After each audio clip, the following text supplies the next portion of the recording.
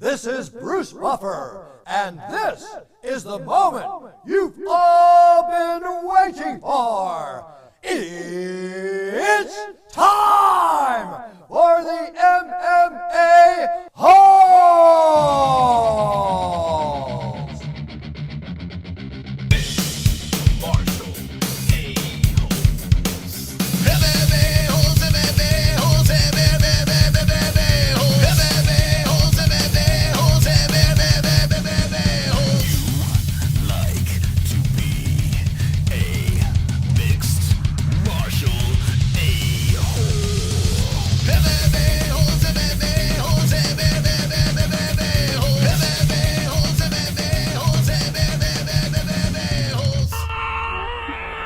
No way. From the Sanosi and DRES studios of Arizona, Joe Rogan, Adesanya, Edward Song, Maurice Spears will be live with the show. UFC Vegas 48 predictions, MMA news with the MMA-Holes.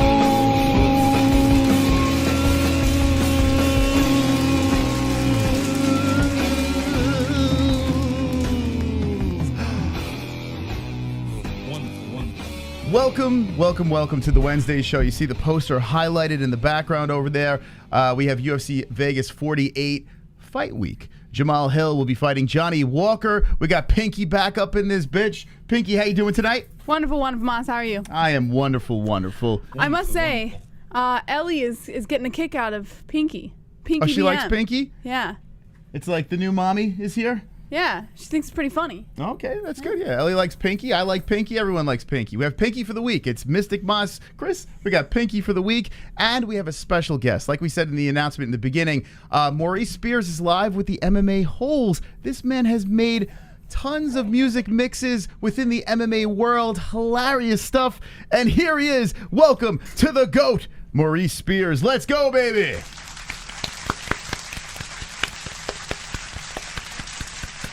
Oh my.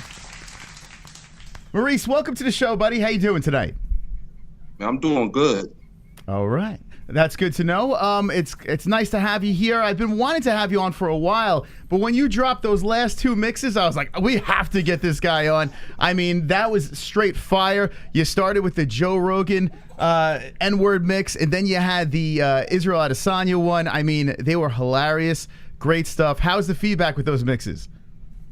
The feedback is very good. I'm getting a lot of results from it, and looks like the channel's back because I was about to start making remixes. Yeah, I noticed that. So I jumped into a couple of your live streams, and I noticed that you are transitioning a little bit to the interview stuff or just random live streams, and you were saying you didn't feel like, I don't know, maybe the fire went out for a little bit or something like that. So what happened here? Yeah, I just started getting bored, and I wanted to focus my attention on other things. And I just lost the fire and I got burnt out. But then I seen those couple of videos that came out. Like, I got to capitalize on this. It's funny. YouTube, like, fatigue, burnout is a real thing. And with you putting together the music and all the visuals for the mixes as well, it's got to take some time to do. How long does it take to usually do one mix? It could take at least a day. So it could take 2 days, 3 days. Depending on how fast I get the beat correct and I get everything working, it could take a long time. And what's the inspiration behind the music? Because on this show, like all our donations and stuff like that, I sit on GarageBand and do a lot of dopey stuff and put together songs here. But it doesn't seem like what you do over there. I mean, it's always a different genre of music. It's always something, it has a similar kind of sound, but it always sounds like it's a different type of melody. What is your inspiration for each song? Usually it depends on what the person is saying. So like I did this one with Dana White talking about he's not on cocaine with Jake Paul. And so I wanted something like a type of beat that you will hear if you're doing cocaine or something. Like I want some crazy shit. And that's usually inspiration is what the person says. If you're just jumping in live, we have Maurice Spears here with us. Check out his channel over here. This guy, I mean, the avatar alone, never change this avatar. It's very iconic. There's something about this very classy. Love the way the hat is, the whole picture here.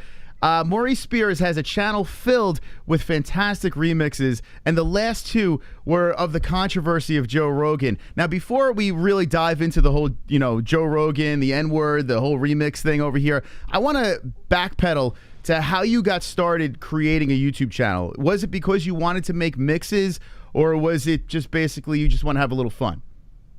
Well, it started off, I was just putting beats on there, and I just wanted people to hear my beats. And then I started seeing people put remixes up, and I was like, oh, I got editing software. Well, I started doing, I think I did a boxing one first, and then I decided to do a Anderson Silva is Normal remix. And I was like, man, I just put that out, and it hit. And then I just kept it going. And the Luke Rockhold thing. When was the first time you dropped Luke Rockhold's that noise in your songs? Oh yeah, you know who you are. Well, of course he had that press conference when he was knocked out by Michael Bisping in the second fight. And then I was watching the press conference and he said that, and I was like, oh, that shit made me laugh the way he did it. So I made a remix on it. And then I started putting it up into other songs because it was just so funny. I couldn't stop using it.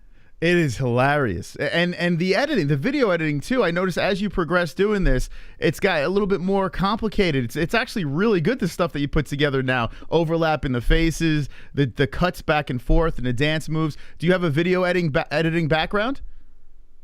I just started editing. I just got better at it. I didn't take it. I watched some tutorials on it, but mostly it was just me just doing it and then getting more familiar with how the process is. And the more you do something, you're gonna get better doing it. Absolutely. It's funny you say that. I delivered boxes. I delivered packages for 16 years, and then I got sick of it.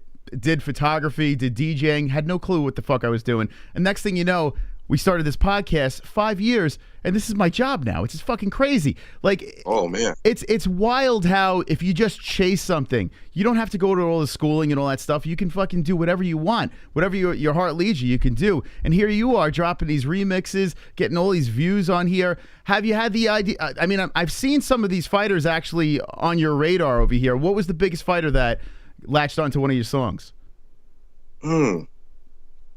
Derek Lewis shared the remix, the Balls is Hot remix, on his Instagram. And I think Jorge Masvidal may have heard about it. He may have said something. Oh, and I think ARIEL HELWANI shared it recently. Oh, one of my remixes really? I made of him. Oh, well, we'll make sure not to tell ARIEL that you came on our show. We're not friends. But oh, I don't hate the guy. Met him a couple of times. He said nice things to me. But we had a rocky start, me and ARIEL. But anyway, that's a story for another time. But that's awesome. Derek Lewis. I mean, you look at his Instagram. Was it when his Instagram was super popping? It was kind of. This was after during the Balls Hot thing. So he started really getting big, but it was not at his peak. Oh, okay. That's awesome, though. So you're getting fighters. So you're putting this work in. You're making these videos over here. You took a little break. You came back better than ever. A break seems like it helps tremendously, right? When you're being creative for a while, do you find taking weeks off or whatever amount of time you can get back to the drawing board and it's better than before?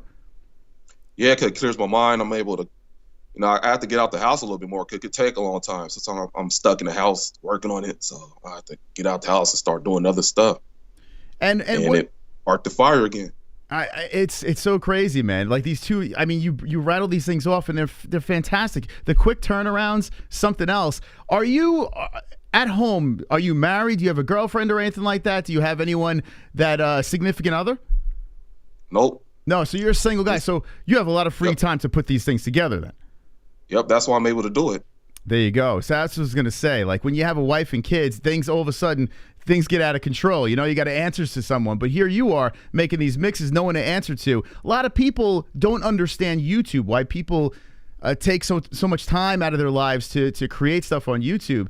But even if the payoff is not there, there's something that's just so rewarding about uploading a video, that rush of uploading a video. Which one is your pride possession out of all your uploads? My favorite one is I made one with Yoel Romero on Joe Rogan's podcast when he was talking about Conor McGregor. The one that goes, Conor is Conor. Conor is Conor. Yeah. That one right there is my favorite. I actually do remember that one. Man, I've been watching you for a couple of years now. How long have you had the channel for?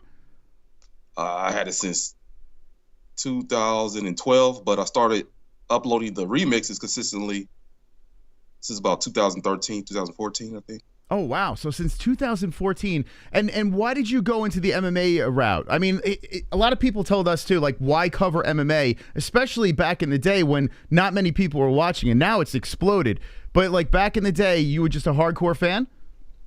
Yeah, a hardcore fan, and that's when I decided to start focusing on MMA remixes, because I do music, do remixes, and I love MMA, so why not combine all of it? We have a gentleman in the chat right now. His name is The Glove Touch. He's a 16-year-old protege. This kid is hitting the scene, interviewing fighters, youngster, trying to get his foot in the door and just doing some big things at a young age. But he's a little butthurt that I have you on the show and I don't have him on the show. And let me explain to The Glove Touch. You got 27,000 subscribers. You got a ton of fucking gazillions of views on your videos over here. What is this kid doing here, Maurice? What do you think? I don't know. Maybe he's looking to get some clout. I don't know. No, I like The Glove Touch. He's a good kid. Do people do that? Like, do people slide into your DMs and stuff like that and say, hey, man, yo, shout me out on your YouTube channel? Do you get, like, weird requests or make a song for me or whatever?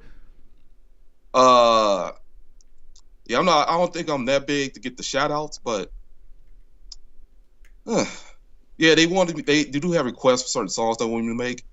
And it becomes like ridiculous sometimes. I'm like, I don't know if I can make that remix. Like, they won't be making remixes of Leon Never saying next, like neck or something like that. So now, I don't know, man. I'll see. Yeah, we'll see. I mean, ultimately, you want to make something that's fun, right? But at the same time, you want to get clicks. And speaking of clicks, I'm going to jump right into it now. The Rogan situation, which has been bonkers. I mean, I have a hard opinion on this. Jesse has a hard opinion on this. But, I mean, it's just wild how they're trying to cancel people and all this stuff going down. And here you are just poking fun at something, which, listen, is a serious subject, but you make it so lighthearted. How do you make the N-word so lighthearted in not one, but two songs over here? Were you worried before you uploaded the first Joe Rogan song that you were going to catch some backlash? Yeah, that was in the back of my mind, but I was like, who cares? As long as it comes out funny and it has a nice beat on it, people will fuck with it. And I kind of got some resistance on both sides. You know, some people were like, pro Joe Rogan, didn't like the fact that I put it out. They're like, man, this is gonna make it worse for Joe Rogan. And other people are like, man, why you use that word like that in this on YouTube, man? You shouldn't use the word like that. So I got it from both ends, but hey, I do what I do. Isn't it crazy that people are like, I mean, it's crazy that people are trying to cancel him. It's crazy that people protect him like he's the Messiah. It's Joe Rogan is like he's on another level with his fame. It's insane. So what did you think about that situation though? Like, I mean, clearly there was racist things that he did say, but at the same time, it is Joe Rogan. I mean, what's your thoughts on the whole situation? Well, I seen a video. I seen him say that. Man, I'm trying to get my head in this screen. Yes, it's weird. Okay, yeah, I seen a video like 10 years ago or something like that, a while ago, when he said the Planet of the Apes thing. Then the N-word thing. I hear that here and there during his podcast. Yeah. So my opinion on it is, when he signed to Spotify, they didn't like the fact that he was signed to Spotify, so they released that video, and it didn't work the first time. That was 2 years ago. And then when he started talking about vaccines and all that stuff, they didn't like it. Then they released it again as a compilation. Like, let's see if this works. And so far, it hasn't worked yet. So it's political, man. It has nothing. The people who are releasing all this stuff could care less about black people. They just want to get him out of there because they don't like his views. They feel like he's getting too big.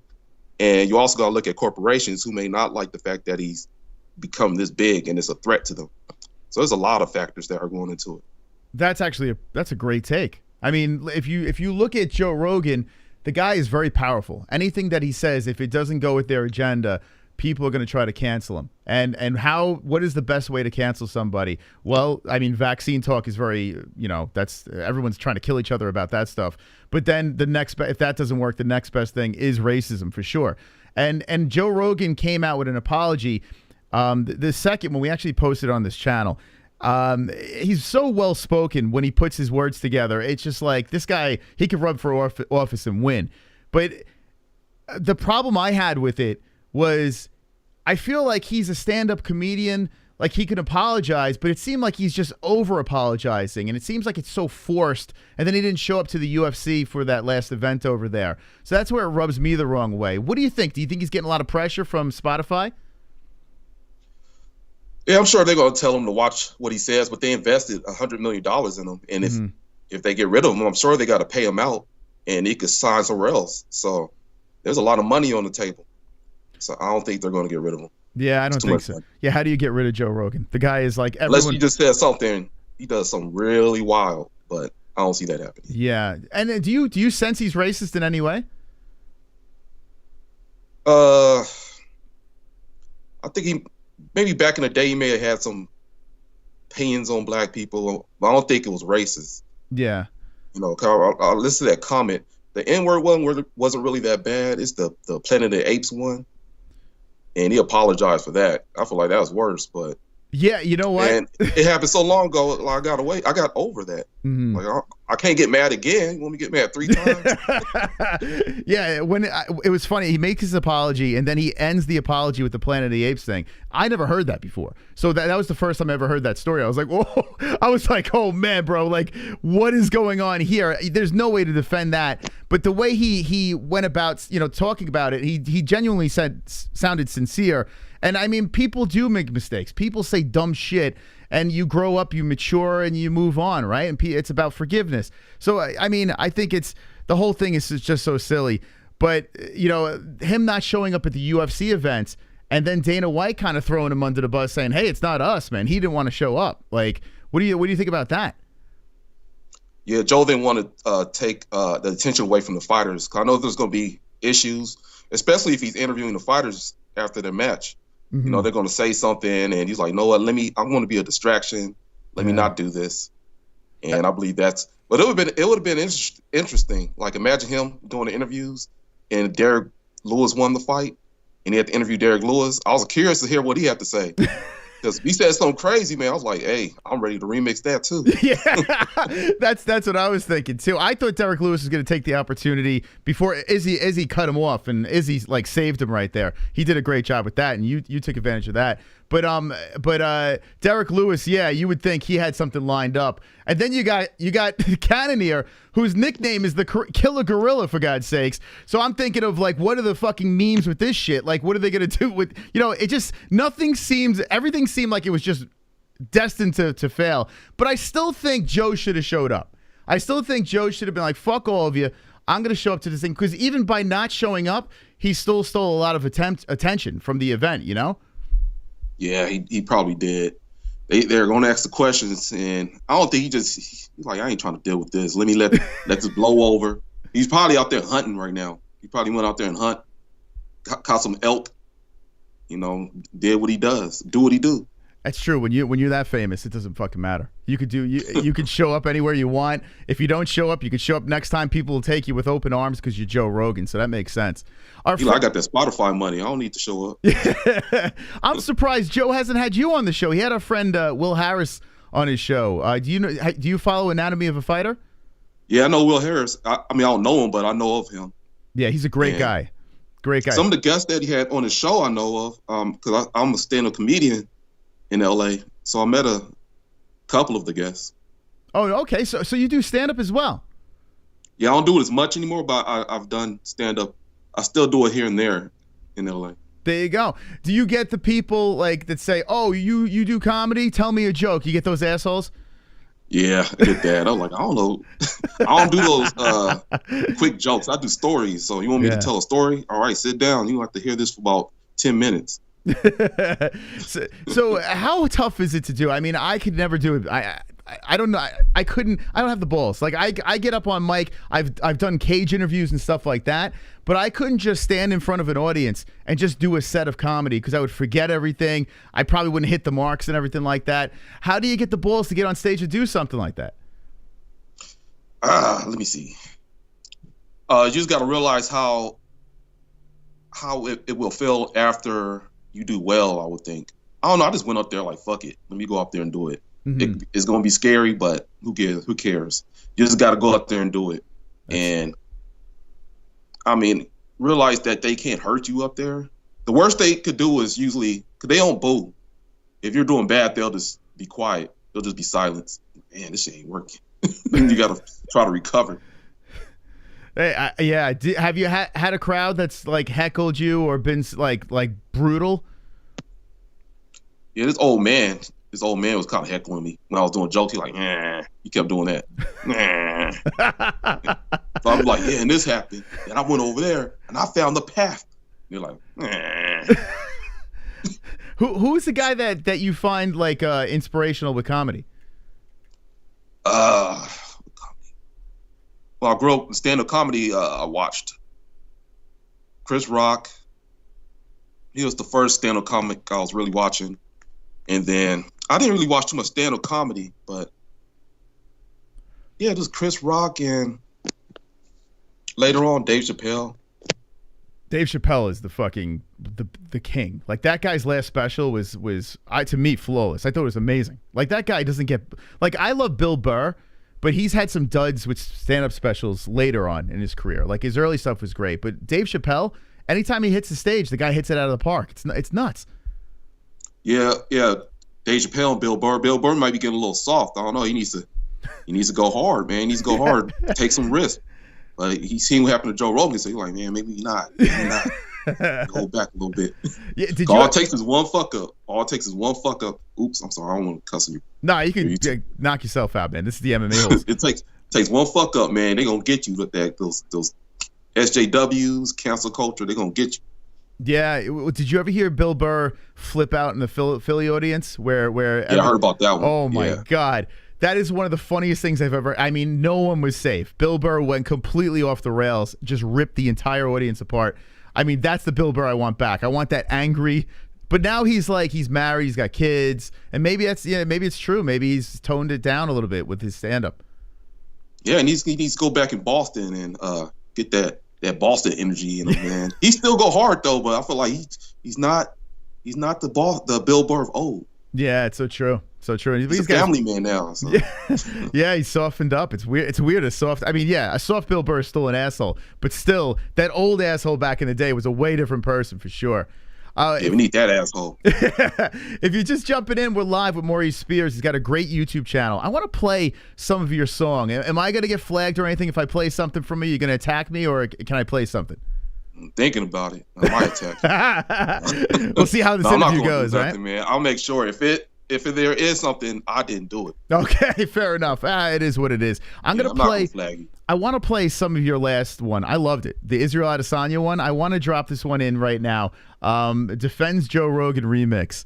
My God, there's a part of this remix that you have Izzy making some fucking noise and then followed up with Joe Rogan like gagging on something. I don't know what the hell it was, but it's so goddamn hilarious. In fact, I want to play that right now for you. Hold on a second here. And tell me what was going through your head when you did this. Ladies and gentlemen, you're about to be delighted here. Let's play a little bit of this.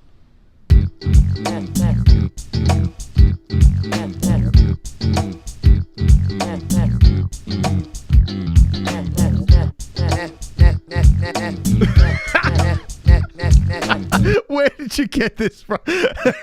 This part right here. Where did that come from? This is an interview you did. I think it was after the Paulo fight, and I forgot he was just saying that. I put that on another remix too, but during that part I was thinking. So most of the time when I'm doing a remix, I'm brainstorming like, what can I put here? That's the longest part. That's what takes the longest, trying to fill it in. See, I could get the hook and the beat, but then that filler part, all the other stuff, I got to fill it in with something. Okay. So I was like, man, what should I put in there? And I was like, oh, okay, do this, and then the rest. And that's where you see. So you make the song first, right? The audio first, and then you sync up the video, or do you chop up the video in the song and do it together? Do the song first, and then I put a video to it. Oh, so you got to sync everything up after. Oh man, so that does take some time. So the music alone, you said, takes a day or two to put together the music. The music can take a day. Okay. It can, and if I get the beat together real quick, I can get it done faster than that. But sometimes the beat is not right. I don't like the bass, So that song right there, I had a different beat to it, and I didn't like the beat, so I switched it up. Gotcha. All right, we're going to go jump back into this song over here. This is just the 143 into it. Go check out Maurice Spears' YouTube channel. Please do. I promise you, you watch one music video, you're going to start binging them all. They're hilarious, and they all kind of tie together with similar sounds and graphics and stuff like that. Fantastic stuff. But check this out. Here we go. Izzy's doing his little mumble here.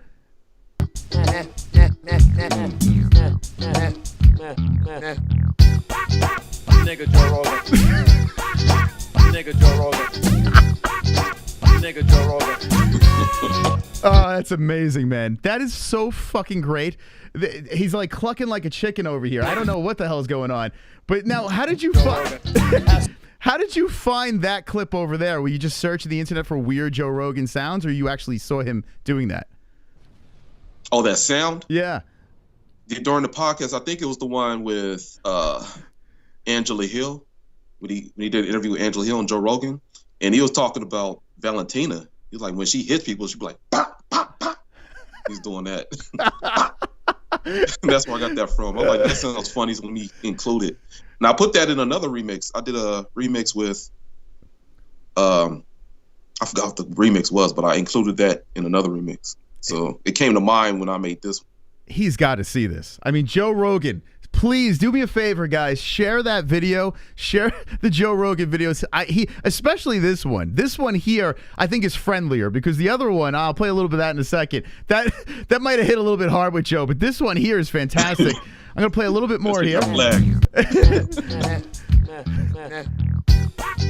he goes.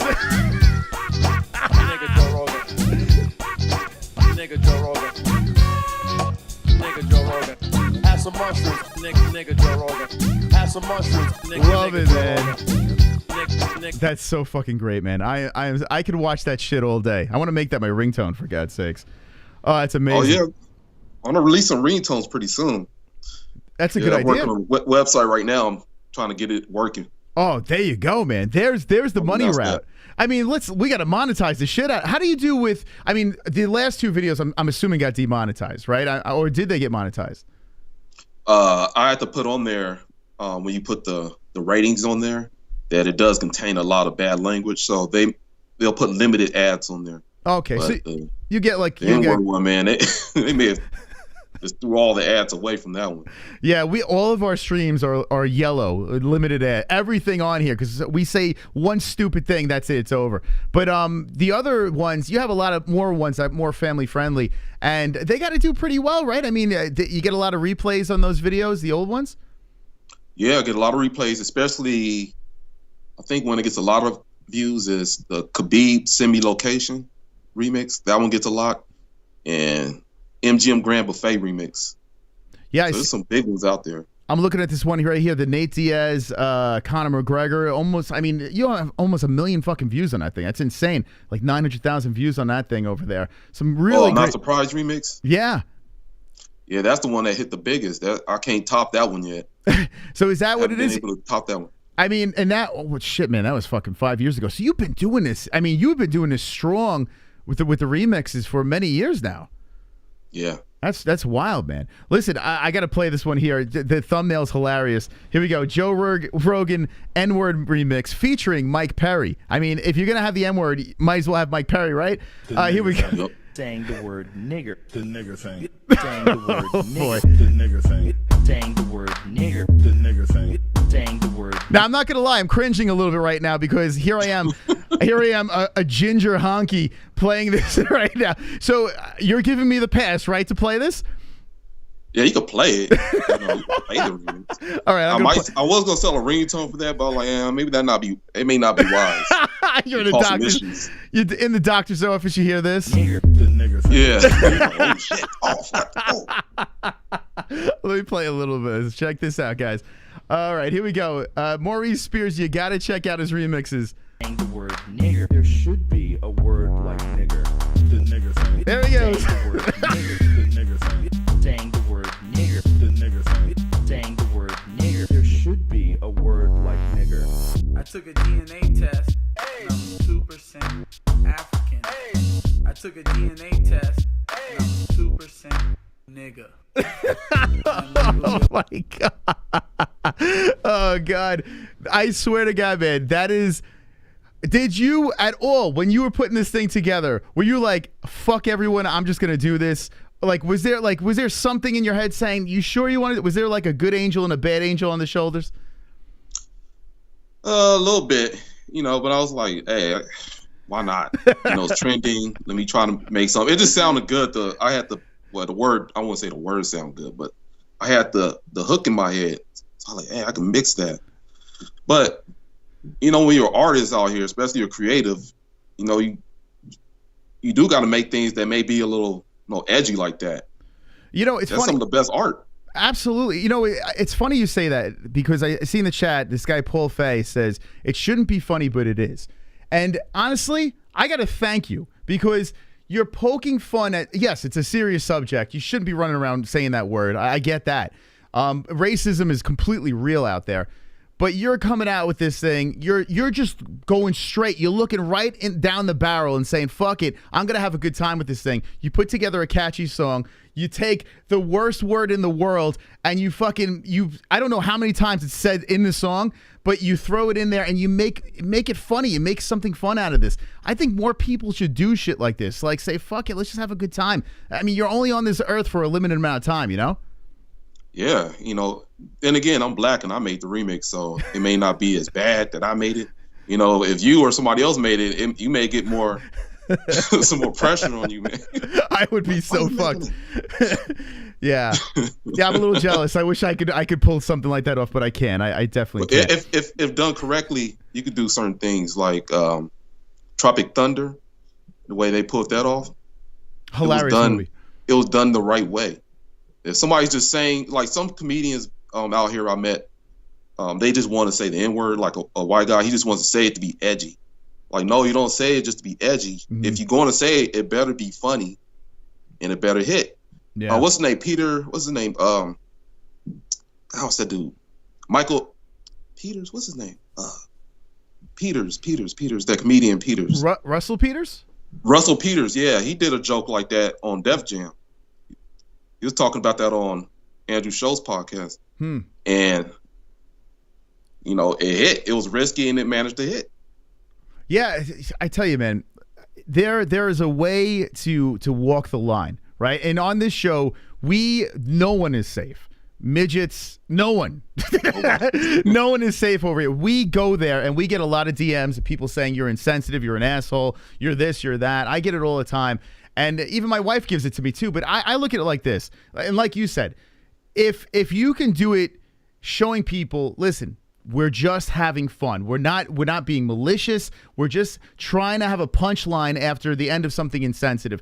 I'm the type of guy that goes to a funeral and I'm laughing. Not at the dead body. I'm laughing because I'm nervous, or I'm laughing because I find something funny within that funeral home. That's just how I am over here. I can't walk around living life, just being morbid and everything's the end of the world and let's cancel everyone. It's crazy, So it happened to me. Sometimes I laugh at funerals too because the person's dead. Like, I'm glad you're dead, and I start laughing. No, it's fucking. Better you than me, right? Yeah, you're dead. Oh man. Well, anyway, go check out Maurice Spears on YouTube. Check his stuff out over there. So you're a big UFC fan. You watch all the fights. You buy the pay-per-views, or do you stream them? How do you consume the pay-per-views? Lately, I've just been watching it on Twitter. I just been whoever tweets about how the fight turns out. Because I didn't want to pay. I was going to pay for the fight. I was like, man, I don't know about this one. I want to wait till the next big one. So I'll probably buy the COLBY Covington fight. Isn't it crazy? What the fuck? Oh shit. What the? Oh, you're conscious. Chris, are you sure you want to say? Isn't it crazy how they keep jacking up the price now, like $75 for this thing? And you got to pay once a month, and you got to pay on top of ESPN Plus. We're sponsored by ESPN Plus, and I'm complaining. Like that's not good. They should do something where they lump everything together. Would you pay like a yearly package for something, or is it just ridiculous? I like the yearly package thing. If it's more of a discount, I would do that. I'm sure they have a discount if you pay it for the year. Yeah, that would make sense. for the UFC, they've been consistent with their matches, so I'll probably pay a year for it because Dana White's always putting out some good fights. Yeah, so I may go on that. Right. Well, no, they're not doing that. Like, so say, I mean, this is something we've been throwing out there for a while. Like, they have to be able to discount it. Like, if you buy in bulk, usually you get a cheaper price overall. Oh, right. They haven't done this. They're just saying, hey, you can do ESPN Plus for the year, but you're really not getting anything extra. Maybe a pay-per-view or something. I don't know, but you don't get much. I ain't doing that. It's silly though, right? Like, so like. Yeah, nah. You have all these other sports. You have cable TV. You can watch football. You can watch baseball or basketball or whatever, hockey, whatever. But with the UFC, it's a whole different ball game. You have to pay $75 on top of ESPN Plus, and if you want to watch Bellator, you got to get Showtime and blah blah blah. It's too expensive. Yes, it is, man. It's way too expensive. And after hearing about how these fights went, I'm glad I didn't pay for it. So did you get a chance to see, well, at least the final two fights, Lewis and Tuivasa and Adesanya? Well, I got to see the highlights and also watched it. Somebody posted on YouTube from the perspective of the crowd. Okay. But you can't really see that much. But I was watching the highlights and as much as possible, and I've been reading about it. Mm-hmm. But the controversy right now is with Israel and Whitaker. And I believe a lot of people, when there's a likable fighter like Whitaker, whenever they lose close fights, a lot of fans scream robbery. Mm-hmm. The fight was close. It could have, I didn't see it, but I guess it could have went either way. But it's not a robbery. I think a lot of people they love Robert Whitaker so much because he's so humble. Yeah. And that's why. And it didn't help that Whitaker after the fight said multiple times, I think I won. And I understand he's a competitor. He went through a long fight camp. But, listen, Jessie loves Izzy. She has been on the Izzy train from the very beginning. She was completely right. I was skeptical. I was like, I don't know. I don't know about his shtick, this and that. Now I'm on board. I've been on board the last couple of fights that this guy is the real deal. But in this fight with Robert Whitaker, yes, it was tight. It was close. Whitaker landed he landed 4 takedowns, but did nothing with it.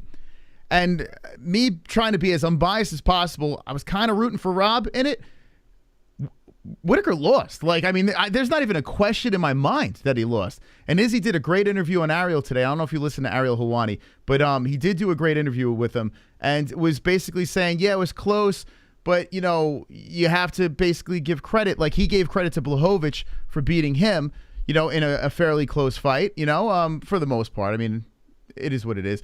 But in this fight over here, Rob should do the same in return, instead of running around saying he won that fight. And fans are MMA fans there's something else. There's no other fan like MMA fans. Have you noticed this?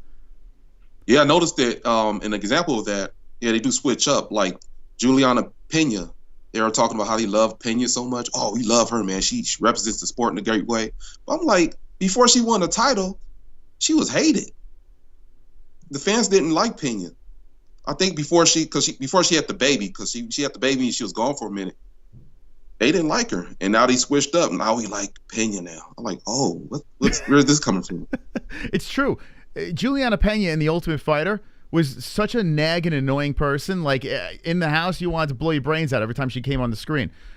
People are constantly complaining about her. She was Misha Tate's friend and blah, blah, blah. She dropped the ball when she fought Shevchenko. She was overrated. She beats Nunes. Now she's the best thing since sliced bread. Yeah, now they like her all of a sudden. And it happens with Bisping. Bisping was hated at first, and now they like him. Who knows what may happen with Whitaker? He might turn heel. He might be a a villain all of a sudden. He might do what Colby did. And what do you think about that? Like the guys with the personalities like Colby Covington, the Conor McGregors, that are just louder than life? I like when it's authentic. Like, what's his name? Conor McGregor is very authentic. He's always been funny to me. He's hilarious. Now, Colby Covington is not as funny to me because this feels too forced. Mm-hmm. And I think a lot of people notice that because his pay-per-views aren't selling. But Conor's a natural. Chael Sonnen is a natural. Michael Bisping, these fighters who I like are entertaining because they're naturals. Like Derek Lewis, a natural. Yeah, absolutely. Guys like Usman, who a lot of people shit on, but I mean, you can't knock him for what he's done in the cage. But I think he, as a champion, I think he's come full circle. I think he's more tolerable. Maybe I know I'm in the minority with this one, but a lot of people are saying, fuck Usman, he's annoying, he's this, he's that. But I think Kamaru is better on the mic now. He kind of rolls with it a little bit better as a champion. The confidence and his lines are a little bit better. Have you noticed anything with Kamaru? Yeah, I did notice that when Colby did the interview, after Colby's fight against Woodley, and then they're arguing back when he said, you're dead, he had some great comebacks. So I noticed that, man. They're going back and forth, and they had some great comebacks. So he's getting better. He's getting better at it. Yeah, I mean, there are definitely levels to trash talk, and the thing with Colby is it's clearly a shtick. It's written down, like everything is basically scripted. Now he's got some good lines, there's no doubt about that, but it is a scripted WWE character that he goes about. What do you think about this beef with Jorge now? They were best buds. Now all of a sudden they're mortal enemies, but it's gone pretty far back and forth. Like Jorge Masvidal is saying that he wants to change the man's life after this fight. Like he wants to hurt this man. Do you buy into this, or you think it's shtick? Yeah, I kind of believe they don't like each other anymore. But yes, it's a little tricky. I don't know what's going on. So if they hug at the end, I'm like, I don't think they like each other anymore. Yeah, I'm kind of hoping that's the case. I hope there's like real tension and heat. I know the press conference should be good between the two, but I hope there is some heat over here, because I don't know. I like a little tension. You know, there's been a lot lovey-dovey stuff going on lately in the press conferences. Who would be a guy or a gal that you would say is your must-watch fighter? Like right now, if they're fighting on a card, you're 100% in.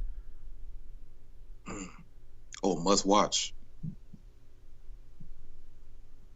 Most entertaining, you will say? Yeah, just for you. Like, who you enjoy the most? Doesn't have to be the best fighter in the world. It could be the person that you're like, okay, I am tuning into this person whenever they're fighting. Man, right now, it's... I would say, I guess Usman. It's like there's nobody that's like doing the things Anderson Silva did for me when I used to watch his fights. I had to watch his fights. Izzy was like that at the beginning, but yeah, I guess Usman, but not really. It's just a lot of stakes when there's a lot on the line. That's where I get the thrill from. But there's nobody that's really doing it like that, like the way Anderson Silva did. Anderson Silva was a guy that got me into it too. I loved watching Anderson. His beef with Chael Sonnen going back and forth. I mean, the things that Chael said was so goddamn funny. But I mean, their rivalry was a lot of fun. And Anderson now in boxing, like what he's doing over there, guys in his 40s or whatever, and he's kicking ass in boxing. What do you think about Jake Paul? Jake Paul knows what he's doing. He's playing it smart, fighting certain MMA fighters, because a lot of MMA fighters, well, most of them don't know boxing. And he'll be smart to stay away from Anderson Silva. And that's the fight I want to see. I don't think he's going to take that one. Well, but he's playing the game right, man. He's making his money, and that's what smart business people do. Yeah, Jake Paul, he could be very annoying. What'd you think about his rap, his diss track? What'd you think about that? Oh man, that shit was funny. He went all in on Dana. I was like, God damn. Yeah, he did. Bitch. Chris CYBORG was in it, and I noticed this afterwards. AJ McKee's father was in it too, as well. Apparently, he had some beef with the UFC as well. But yeah, Jake Paul don't give a fuck, man. It must be nice to have fuck you money, right? It's got to be a great thing. Yep, man. I'm kind of getting close to that fuck you money though. Really? All right, tell me about this. Let's go. Ah, damn, I was about to say right on, man. Let's go. So what's the plan here? I mean, I know the YouTube channel is going right now. You got your little comedy thing going as well. What's the big plan? Like, if you had to say the big picture, the final chapter of Maurice Spears, like, where do you want to end up? Do you want to be a famous YouTuber, a musician, comedian, a little bit of everything? What are you looking to do? Well, I would like to produce movies. So I want to produce and direct the MMA movie. I wrote it already, but I just trying to get it done the right way though. And I'm glad I'm waiting on it because there's so much more material coming in. So that's where I see myself doing. What about, I'm curious because I feel like you and a guy like Will Harris could, if you're looking into getting to movies and stuff like that, What about like producing music for Will Harris's documentaries and stuff? Would you ever collaborate with Will Harris? Yeah, I'll do that. That'd be cool. I should set you guys up, man. That would be cool. Oh yeah, that would be great. Yeah, Will. And I want to do music for Michael Bisping as well. What do you think about Michael? He started his YouTube channel and it's exploding. Yeah, that's why I gotta contact him because he shouted my remix out too. I did a remix with him and Mike Perry, and he posted that on his podcast like a couple of years ago. All right, so awesome. He knows of me. There you go. That's all you got to do, man. As soon as someone knows about you, you know, you got the hook. You got the hook in the mouth, and then the rest, you know, you just got to follow up and stay up their ass, I guess. I don't know, man. It's a weird business, man. The MMA world, you got some great people, and you got a lot of snakes. Have you come across any like slithery snakes in the MMA world? Not in MMA world, just out in Hollywood. Oh yeah, not in MMA world yet. And that's not until I get in deep into the MMA world. I'm just not in it like that. Some of the worst in the MMA world is the media. I mean, it's known because of, you just go on social media, you can see it. But just dealing with some of these people, there are a lot of media members that think they are, I mean, God's gift. It's just nuts. Like they're covering a sport that literally keeps the lights on and pays their bills, and they're writing articles trying to take the sport down. It makes no fucking sense. Like lunatics out there. A lot of cutthroat people. But yeah, I guess if you're dealing with people in Hollywood, you would know there's a lot of snakes in this world, right? Yeah, everybody got to eat. Everybody's trying to make it. Yeah, pretty much. They're going to cross over anybody. And when they get what they want, then they'll try to, you know, make up for it. But they just have to get what they want out here. Yeah, it's so true, man. Well, with your, I don't have to do that. I can just do YouTube. I got a business going on, so I don't have to do all that. What's that other business that you do? Electrical contracting business. Oh, there you go. So there you go. I mean, you got a great job as it is. So you're basically doing this on the side, and you got the comedy, you got the whole deal. That's great. So look at that. I tell you what, your YouTube channel, there's really nothing like it. If you think, I mean, there's music channels out there, but within the MMA world, you know, I don't know of any other channel that's similar to yours. It's extremely unique. Yeah, I would like to collaborate with a guy who does animation. I can never say his name right. Oh, I know you're talking about. Fudilat Muhad. I want to do something like we could be the gorillas of MMA. You know that group Gorillas? Mm-hmm. You could be like, I want to do that for MMA. Yeah, you could form the Avengers or some shit. Like you could be like all different parts. That guy is killing it. Yeah, I know exactly. Someone in the chat say his name. Almost every stream, someone will mention him and his animations. That guy pumps them out like they're nothing. It's crazy. And he's a lot of Tommy Toehold. He has a system, man. He has a good system going.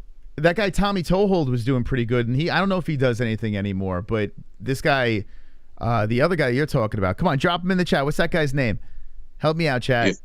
Fudilat or something. Muhad. Yeah, that guy. Something else. There's another guy back in the day who did animations, and he stopped making them do. I think his name Prebeck or something. Prebeck. Yeah, and his stuff is still on YouTube, but he used to kill it back in the day, and I think he got burnt down and he stopped making them. And it was with the MMA world stuff he was doing? Yeah, he's doing MMA animations. They're hella funny. He did all the impressions himself. Oh, wow. That's awesome, man. Prebeck. So many freaking talented people on YouTube. Oh, here we go. Muhammad Fuji, but I'm listening to Pulse. They're saying Kuti Laba. All right, stop it, chat. What do you... Ian Kutilaba? They're not going to tell me. All right, anyway. I would like to work with him, though. I want to do the music, and he has his animations on there. That'll be dope. Oh, here we go. Mojahad Fudalate. I definitely can't fucking say his name, but I know who you're talking about. Definitely know. I'm going to call him MF. Yeah, call him motherfucker. Hey, motherfucker, you want to collaborate? What would be a dream collaboration with you? Like, what would you like to do on YouTube? With another YouTuber? Whether it's a fighter, a YouTuber, like who is someone that you're like, oh shit, that would be something else? The Nelk Boys. If MMA fight, I would like to do something with Conor. Because Conor, I feel like he brings all the personality. He has all that personality. Because his remixes are the easiest to make because the way he talks, it's like he's rapping. Mm-hmm. So it's just so easy. And I would like to work with him. Yeah, I just started watching the Nelk Boys recently. I don't know too much about them. Yeah, I never could wrap my head around it, but they are super famous. It's crazy. Like those guys, everything they touch is gold. It's nuts what those kids are doing. And they're young, right? They're early 20s, just running around and just killing it. So good on them. I mean, they're looking to start an MMA network as well with podcasts, and they're going to sponsor fighters. And, hey, if they make the fighters more money, that's awesome. That's great.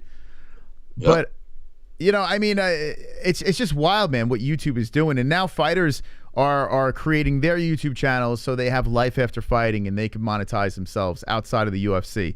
So it's awesome to see, right? Yeah, I see. I think Jorge has his page. I don't think Conor has his page. Conor just relies on Mac Life to do his stuff. And yeah, I see a lot of them. Henry Cejudo got his page now. Everybody's doing it.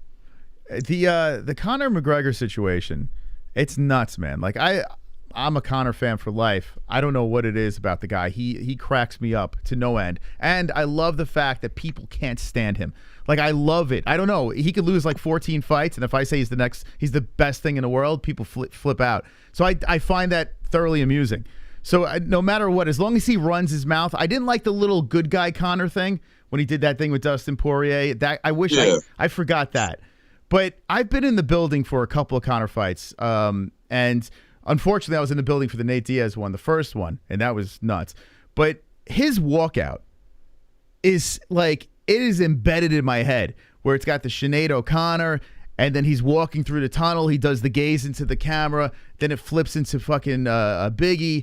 And it's just like, it gives you fucking chills. It's wild what this man not only has done in the cage, but just as a personality and a presence. It's crazy what this man's done. Yeah, that happens when you have your natural. He just has star power. He has that it factor. There's a lot of fighters who try to do what he does, but they don't have the it factor. He has that it factor. And I noticed that when I first seen him in a press conference. He was talking about his watch. I forgot what he said about his watch, but I'm like, this shit is hella funny. And those were the remixes that really took off when I started making those Conor McGregor remixes. I'm like, wow. It's crazy, right? You post anything Conor, Habib too. Habib is a rock star in a whole different way. He did it in the cage, but even he was funny. Like he was a man of limited words, but when he said something, it was hilarious. The smeshing and the semi-location, right? He's one of the funniest fighters that don't try to be funny. Like he's like accidentally funny. It's crazy. I used to love his interaction with DC, him going back with Daniel Cormier, that little buddy thing going on was so much fun to watch those two. But now DC's all, I don't know, man. He's a big shot now, DC. He's the commentator. He's this, he's that. I miss fighter DC. I miss that guy in the gym running around with these guys. Now it's like, I'm glad he's doing well, but I miss the other DC. Yeah, he's dadsy right now. Yeah, got that belly, playing video games. He's living his life. What do you think of Brendan Schaub? What are your thoughts on him? Brendan Schaub, as a personality, the comedy special, I didn't watch the comedy special. I wasn't interested in watching that. His takes are a little weird sometimes. I remember his take when Floyd was fighting Conor, and he truly believed that Conor was going to be Floyd. And I was like, man, you're not getting it, man. This is not going to work. And I don't know if he just does that because it's a shtick, but I don't know what to make of him. I do think during his podcast he talks too much. He'll talk over the guests, so I can't really watch the podcast. That is annoying, right? When he asks the question, they start answering, and then he just starts talking over it. It's like, what the fuck? You just asked the question. Let him answer. Yeah. What is that? like he'll ask for my birthday, and I'm about to give him my birthday. He's like, but if your birthday was in September, I'm like, okay, if my birthday is in September, now wait. But if it was in this year, I'm like, okay. You just add all these other questions on top of it. Yeah, it's so weird, man. But the one thing about him is, like, I'm looking at his Instagram, and the guy, he is doing everything right when it comes to marketing himself. This guy is everywhere. He was working with Showtime. Yeah. Now he's his own thick boy thing, and he's got his stand-up going. His stand-up special is horrific. Like, I couldn't even, me and Jesse were watching, and I was like, I don't know what the hell's going on here, but everything else that he's doing, whether you agree or disagree, whether he looks like a knucklehead or doesn't, it seems like people love it. But what I've noticed is it's the collaborations. That's what he's doing. He's so smart with networking with people and doing these collaborations and kind of mooching off of this personality and that personality, bringing these guests in, and it's growing this massive brand. Yeah, he's very smart. He's very smart with that, man. He knows he got the right team behind him. And he's just making all the right moves, man. Brendan Schaub is a smart guy, and he's a overachiever. Mm-hmm. So he just tries stuff. Like he went to football, he went to MMA, and like the MMA career and the football career didn't work out. So he just pivots to something else, and he just keeps achieving things. So he'll always try things. Yeah, but he's a smart guy. It's crazy, man. It's crazy, but good on him. Listen, I'm not the biggest Schaub fan, but I respect the hustle. I always, even if I'm not a fan of the personality or the character or whatever, the fighter, I always respect successful people. If you're successful, good on you. Hustle. That's it. But I respect you, Maurice. I mean, you're quite the personality. You know a lot about the game. You got this YouTube channel taking off over here. Go check out Maurice Spears on YouTube. Now you are a single man. If there's any single human beings in our chat, you want to make a pitch right now for love or what? Should we do a love connection show with you? Oh yeah, we could do that. Okay. Oh, this is interesting. If there's any hot, what kind of young ladies you into? What race? I like personality, shape, size. What do we got? I kind of want a girl who's a little bit shorter than I am. I'm about 6'1". Okay. I don't want somebody real short because when I have kids, I don't want the kids coming out short. I prefer black women, if not Hispanic. There's most of the girls I date out here that I see out here is Hispanic and in LA. So yeah, that's what I prefer, for them to be like at least probably 5'10". But I'm not going to be too picky at this point. And how long have you been in LA? I've been here since 2008. 2008. Okay. And where were you before that? Vegas. Oh, so you were in Vegas. Okay. And what sparked the move? Oh, do comedy, do stand-up comedy out here, shoot movies, just be creative out here. Because it's not any inspiration out there in Vegas. Well, it's like that now, but back in the day, no, not too much. Mm-hmm. That's wild, man. So how old were you when you moved? To 2008, you said, okay, I'm going to chase a dream. How old were you then? 23. 23 years old. And you told your parents, you said, hey, I'm going to move. You told your family. What happened here? Or you just say, hey, fuck it, I'm leaving? Yeah, I'm out. That's I it? said I want to go move to LA and try this shit. And they're like, you sure? I'm like, yeah. And when I moved out here, it was kind of scary at first. But then after a while, you get used to it. Mm-hmm. Wow, since 2008. So you've been running around the scene over there. So you must have some crazy stories, right? I mean, well, from Vegas to LA. I mean, what a life. Have you lived in Vegas? So before that, you were in Vegas your whole life? Yeah. I was raised in Vegas. Born and raised in Vegas. Were your parents like, was your mom a showgirl or something? Like, what happened here? What did your parents do for a living? No, not no showgirls, but usually most people, no, like when you're not in the strip, you work in like normal jobs. Mm-hmm. You work at the bank or just jobs like that. And that will be unique though, showgirl as a mom. We've had some stories on this show, well, fighters especially, where the parent story, the backstory, you're like, whoa, like. Anytime I feel bad in life, I just have a regional fighter on the show or something, and I'm like, okay, it could be worse. I mean, it's crazy, these backstories. So you had a pretty good upbringing then, right? What was that? You had a pretty good upbringing? Yeah, it wasn't nothing really bad. I had a normal life pretty much. Yeah, I had some issues here and there, but it wasn't that bad. I don't have this story about, man, I got to struggle out there, just to make ends meet. I have to deal drugs and I have to hustle. Nah, that's great. Normal life. That's awesome. And brothers and sisters? You have any brothers and sisters? Yeah, I got. There's 7 of us total. A couple passed away, but there's 7 of us total. Wow, 7 total from the same parents? Yep. Holy my mom used to brag about that all the time, and I didn't get it back in the day. She's like, from the same man, from one man. Wow. I'm like, Mom, why do you need to say that? Of course it's from the same man. Then I found out, there's a lot of parents out there who has different partners. Like Aljamain Sterling, you hear about his family? Oh no, I didn't hear about that. Yo, Aljamain Sterling, like all his brothers are different fathers. It's wild. We would run around. We lived in New York for a little while. And New York was great because you would walk outside, throw a rock, you run into a celebrity or fighter or whatever. Like, it was amazing networking in New York.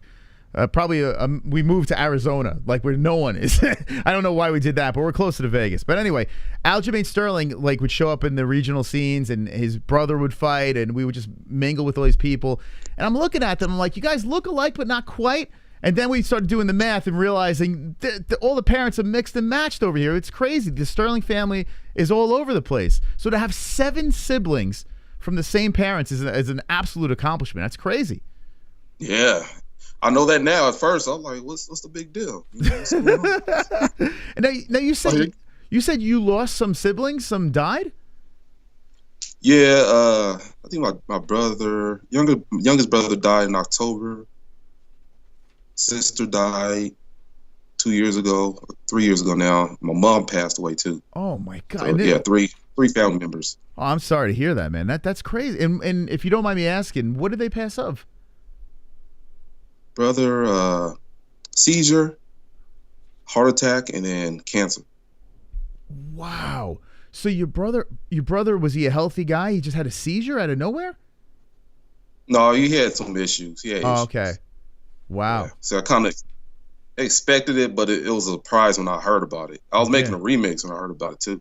Oh my God. How do you get that news? You see your family calls you up and says, "Hey, listen." That's crazy. I can't. Yeah, said he's in the hospital. Then he gave me a call back. I'm like, damn, he didn't make it. I was like, oh shit. Holy cow. Yeah, just got to pull through. Life goes on, man. And I mean, I'm assuming that's got to bring the family even closer, right? When horrible things like that happen, did everyone get a little tighter along the way? Yeah, sort of, not really. No, huh? Wow. Yeah, in a way, it's always just the same. It was just saying it wasn't like tighter or anything. Well, I really like. Go ahead. Yeah. No, I was gonna say I really brought the show down. Now let's talk about the N-word again. Let's get back into that. What do you say? Yeah, that's what I say. If that N-word don't bother me, if that don't bother me, if I could deal with that, the stuff I've been dealing with, N-word ain't nothing. Damn, man. So you got a pretty thick skin. And how old are you now? I'm 38. 38? Hey, listen, I'm 44. I started this YouTube channel at 39. 39 years old, I started a fucking YouTube channel. Like, why would I do that? I don't know, but here I am. Never too late. It's crazy, man. Never too late is right. Now, you speak of, like, you went in New York and you meet, like, certain fighters and you may run into people. And sometimes I think about that. Like, if I run into, like, let's say I run into Luke Rockhold. I'm like, has he seen my remixes?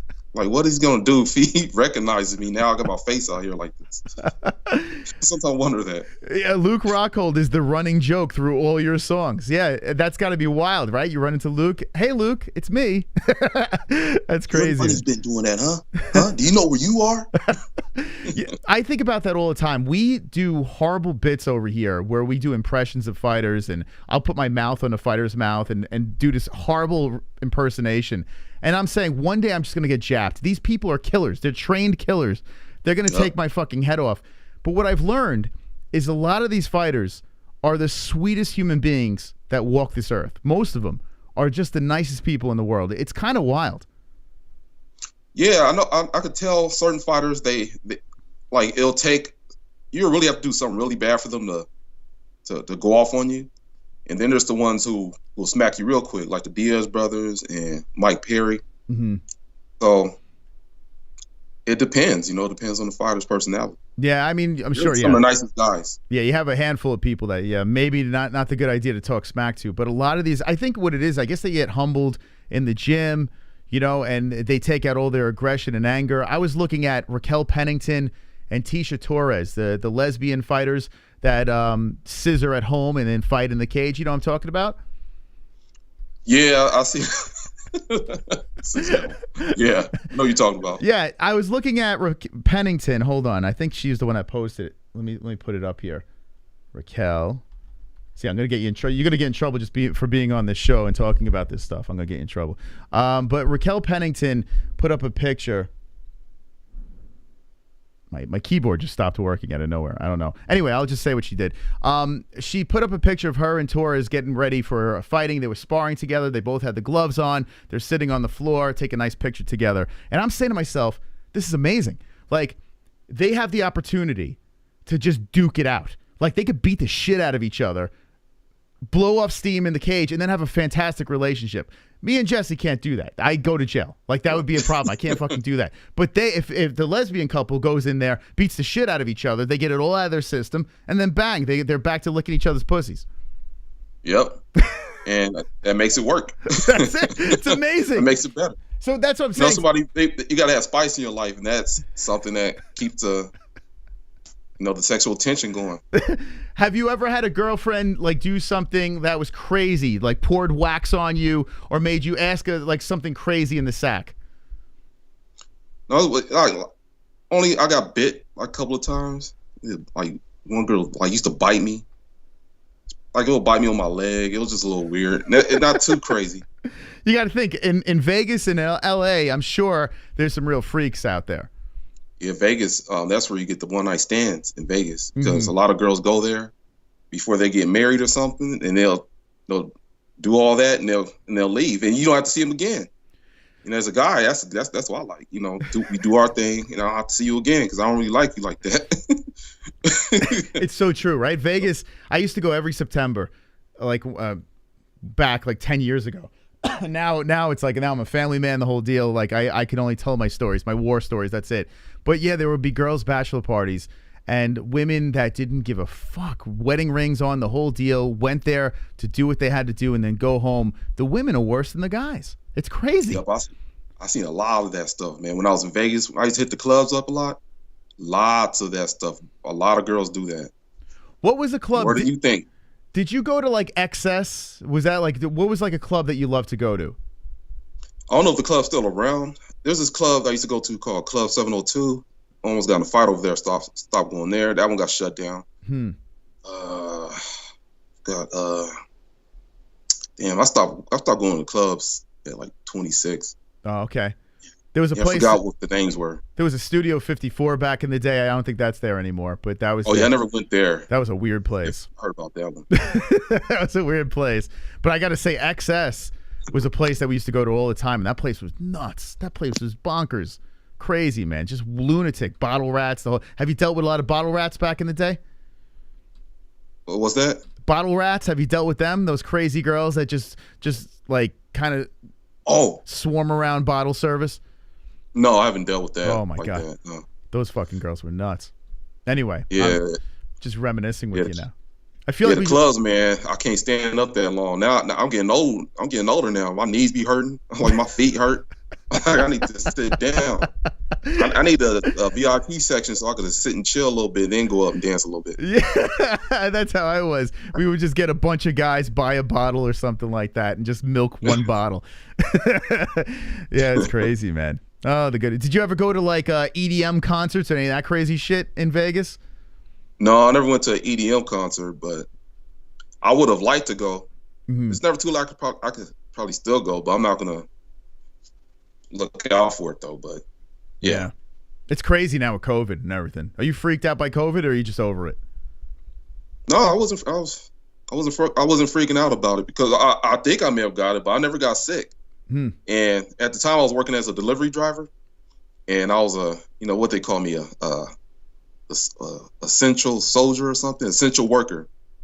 So everybody was like looking at me like I'm from the military or something. They're giving me they're like, yeah, you're doing a great job. Thank you for your service. Now give me my what were you delivering? Groceries. Oh, okay. My wife's so into that. It was funny during that time, right? Because we're out at mostly everything. So customers order all this food, and they think they'll get this food, and then you show up, and they only have like one can of beans. I don't know why that's so hilarious to me. I'm evil. I don't know why I'm laughing like that. They think they're getting steaks. Like, we about to feed the entire family during this pandemic, and they just got one can of beans. That's what we had. Jesse the other day ordered like a bunch of shit from Target. The delivery person came, and there was actually no. The delivery person didn't show up, and when she looked at the order, and it said like 24 boxes of plastic spoons were ordered. And she calls up Target and she's like, "What the fuck? Like, I didn't order 24 boxes of plastic spoons. Is there a way around the system where you can actually order shit for the people and stuff like that? Can you like finagle and make out on the deal?" Oh, if I could order stuff for the customers? Yeah. So say if a customer puts an order in, is there a way to like order shit for yourself? Order for myself? Yeah, like say like you're picking up stuff like if you're picking up groceries or whatever for a customer, and you're like, I can go for a fucking Diet Coke right now. Let me just add steal it or something? Yeah. Was it difficult to do? It's possible. It depends on the item. Like, if it's alcohol, do not fuck with alcohol. And if it's something that the customer, like if it's milk or something like that, it's possible, but they'll notice it eventually. Yeah. So you may be able to get away with it. No, I was gonna try to get you in trouble, but you didn't budge. You're good. You're like a rock. No, I don't work there no more. So I got my own business now. So there you go. Yeah, at the time we couldn't take tips. Like, don't take any tips. That's against company policy. Yeah, I was taking all the tips, man. I was getting so many tips. Yeah, I bet the tips are probably good for something like that, especially during COVID and shit. No one wanted to go anywhere. During the pandemic, I think within a month I made like over about $1,500 in tips. That's awesome. Telling me they're treating me like I was a soldier. I was an essential worker, man. They're like, "Thank you for your service." I'm like, "Okay." You ever get any half-naked women at the door, like opening the door for you? Yeah, man. I seen a couple. I had some stories from Bonds, man. Yeah. Mostly the women are older women, hitting on me, feeling on my arm, doing all that stuff. That's amazing. Yeah, I'm like, okay. Hey, listen, man. Now I swear to God, like with Uber Eats and all that stuff, when I was younger, I wish I had that shit. I would have done that in a fucking second, man. Like, you're your own boss. You can work whenever you want and shit, and it's amazing. Like how you can make money doing anything now. Yeah, man. You could really apply that hustle out here. Yeah. Well, anyway, listen, we had that cash up. we had some conversation. It was really a pleasure talking with you. If ever want to come back on, promote anything, feel free. The door is always open over here. You watching the fights this weekend? Johnny Walker and Jamahal Hill. You gonna check that out? Probably not. No,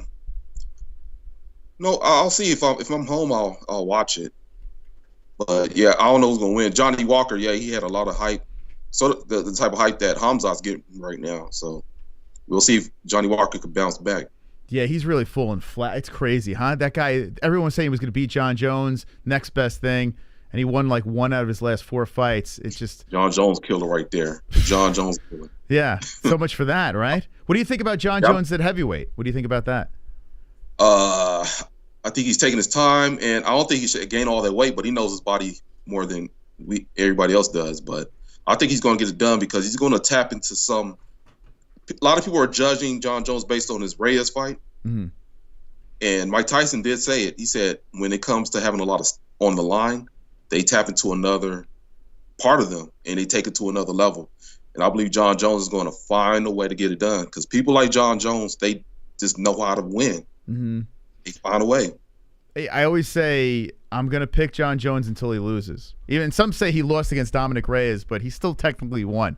So I'm going to keep picking the man. Even with Francis Ngannou, it scares me. Would you pick John over Francis? I want to see how John Jones look at heavyweight first. Mm-hmm. But if he has to fight Francis, I'll pick John Jones. Yeah. So yeah, it goes back to you got to see him lose before you can pick against him, right? Yep, I'm picking John. John Jones gonna win that fight. What do you think about people shitting on John because of outside of the UFC antics, like the hit and runs and blah blah, all this shit that goes on outside of the cage? I think the thing is with John Jones, like he puts up that image, like that nice guy image, and then he'll do something. Like if you're making mistakes and you're not really talking like you're this angel, people will accept it. But John Jones, like during the pandemic, he was telling everybody stay inside. You know, we got to do this together. And then he gets arrested. Like, you're just telling everybody to stay inside, and you went outside. But I like John Jones. I don't judge people too much on what they're doing. That's his life. I like watching him fight. I don't want to judge him as a person because I don't know him. It's true. We're only hearing stories, and yeah, some of them are pretty fucked up stories. But at the same time, I mean, everyone makes mistakes. You don't know the severity. You don't know the truth. We have no idea. It's just hearsay. So yeah, you're right. You have to know someone before you can actually truly judge a human being. Yeah, because it might be more to the story when that last incident happened. So we don't know all the details. We don't know what really happened. Yeah. And so we just got to wait and see what happened because there's always more to the story. Absolutely. Yeah, that's how society is. Throw the stones first and then get the information afterwards. It's wild. Yeah. It's I met John Jones at a UFC expo before he became a star. It was for the Rashad Evans Rampage fight. Oh, okay. And he was a cool guy, man. He was very cool, man. Like he's very likable in person. Well, any fighter that we come on that's trained with him, hung out with him, the whole deal, they've nothing but nice things about him. And I haven't had one person say a nasty thing about John Jones. Yeah, he's very cool, man. He had the energy around him was very cool. He reminded me of my PE teacher when I was a kid. Like those guys who get you motivated. Hey, what's up, man? Let's do this. Let's do this. Yeah. We pissed off John Jones once, but it was my fault. It was funny. Right when we started the channel, we had this guy on. We met him at McGregor Mayweather, the whole tour that was going on. He was in the crowd. He's like, I train in Jackson Wink. Have me on your show. So I was like, all right, cool, man. Like, he's a fighter. Let's do this. So I had this clown on my show. He was a wacko. And he was dorming at Jackson Wink. And sure enough, John Jones pops up on my fucking stream. And I'm like, what? So what do I ask him? I say, how is he going to beat DC? Because I'm a huge Daniel Cormier fan. And he just was like, just gave me the deuces and walked away. I'm out of here, man. I don't want to deal with that. Yeah, I just troll him like an idiot. But yeah, that was my experience. Actually, I had two experiences. We had another fighter on. He came on, said Devin Clark is the greatest light heavyweight of all time, and then walked right off. He doesn't want anything else to do with us. But that's my John Jones experience. Anyway. Yeah, I'm not sure if John Jones likes my remixes. He made a comment on one of my remixes like years ago, but some of them I was kind of making fun of him. Well, I was really making fun of him. So I'm not sure if he likes what I do anymore. They got to have a sense of humor. Everyone needs a fucking sense of humor. I mean, it is. I mean, you're making silly songs on the internet. It's not serious, right? I mean, these people should just take the joke. Why get upset? None personal. Like, I have nothing against Luke Rockhold. John Jones, my favorite fighter. Nothing against any of these guys, but that's how it depends on how they interpret it. Yeah, absolutely. Well, Maurice Spears, thank you for coming on. Jesse, I know that you had to put the baby to sleep, but would you like to ask Maurice anything before he goes? No, I actually was able to catch a majority of the interview as I was giving her a bath and stuff, so I think you covered all the questions. Okay, fair enough. How about this? Maurice, if you have a second, you want to take questions from our live chat? What do you say? Yep. Okay, let's do this. Hey, we got Maurice Spears here. You got the opportunity, chat. Questions, ask away. This guy's great, man. I tell you what do you think? I mean, Maurice, you're a great guy. Like you're just lighthearted. You're a breath of fresh air. You got a great channel with fun content over here. You're not stuffy. I think you fit right in with the MMA-Holes. Yeah. Okay, let's. I don't know if that's a compliment. Okay, let's see what we got in this live knucklehead chat. What do we got, chat? You got anything for Maurice before we let him go? Let's see, Maurice. Do you enjoy diet sodas? Nah, I don't like diet soda. Do you like soda at all? That stuff. What was that? Do you like soda at all? Not anymore. Yeah, I used to love it. Virtual high five. And you stopped drinking soda altogether, right? Yeah. There you go. That's the way. I did the same thing. I hate soda. Has he ever had videos blocked yet? Has YouTube blocked any of your videos? Yeah, they blocked. One of them got. I made one on Randy Couture. Brandon Schaub was reacting to Randy Couture.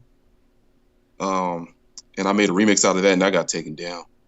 Yeah, that was really. I think I went too far on that one. I can see why he was embarrassed about that. But yeah, they took that down. Wow, that's interesting.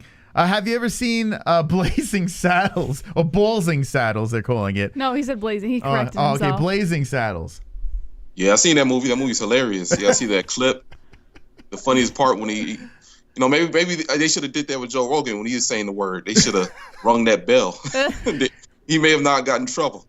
You can't make movies like that. And it's crazy. I watch some of these movies from back in the day. And it's like, how the fuck did they get away with that shit?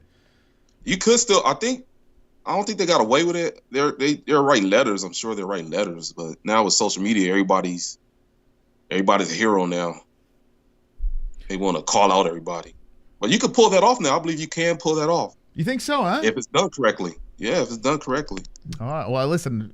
From your lips to God's ears, man. I hope we see some more like crazy comedies coming back out because I mean we're lacking that. I'm happy that Jackass is hitting the movies again. Like I mean it's not controversial, but we need to laugh. Like it's getting ugh. I don't know. Yeah, comedy sucks now, man. There's nothing any good now. They're not edgy. A lot of TV shows. There's some TV shows that I started watching. They're pretty funny. I just started watching Curb, and that's been out for a while, so I'm not sure what new shows are out there that are funny. Is this on Netflix, Curb? Oh, Curb Your Enthusiasm. Oh, that show's hilarious. I've never seen it, but I've always. It is hilarious. My brother loves that show. Never seen it. That show's funny. We got a donation coming in here from Tropic Tom. Donations. Here we go. What does he say? Maurice, who would you most like to see get their ass beat, and who do you want to deliver the beating? Oh, who I want to see get their ass beaten, who I want to deliver the beating to? I don't know. It's a tough Ill question. will towards anybody. I don't know.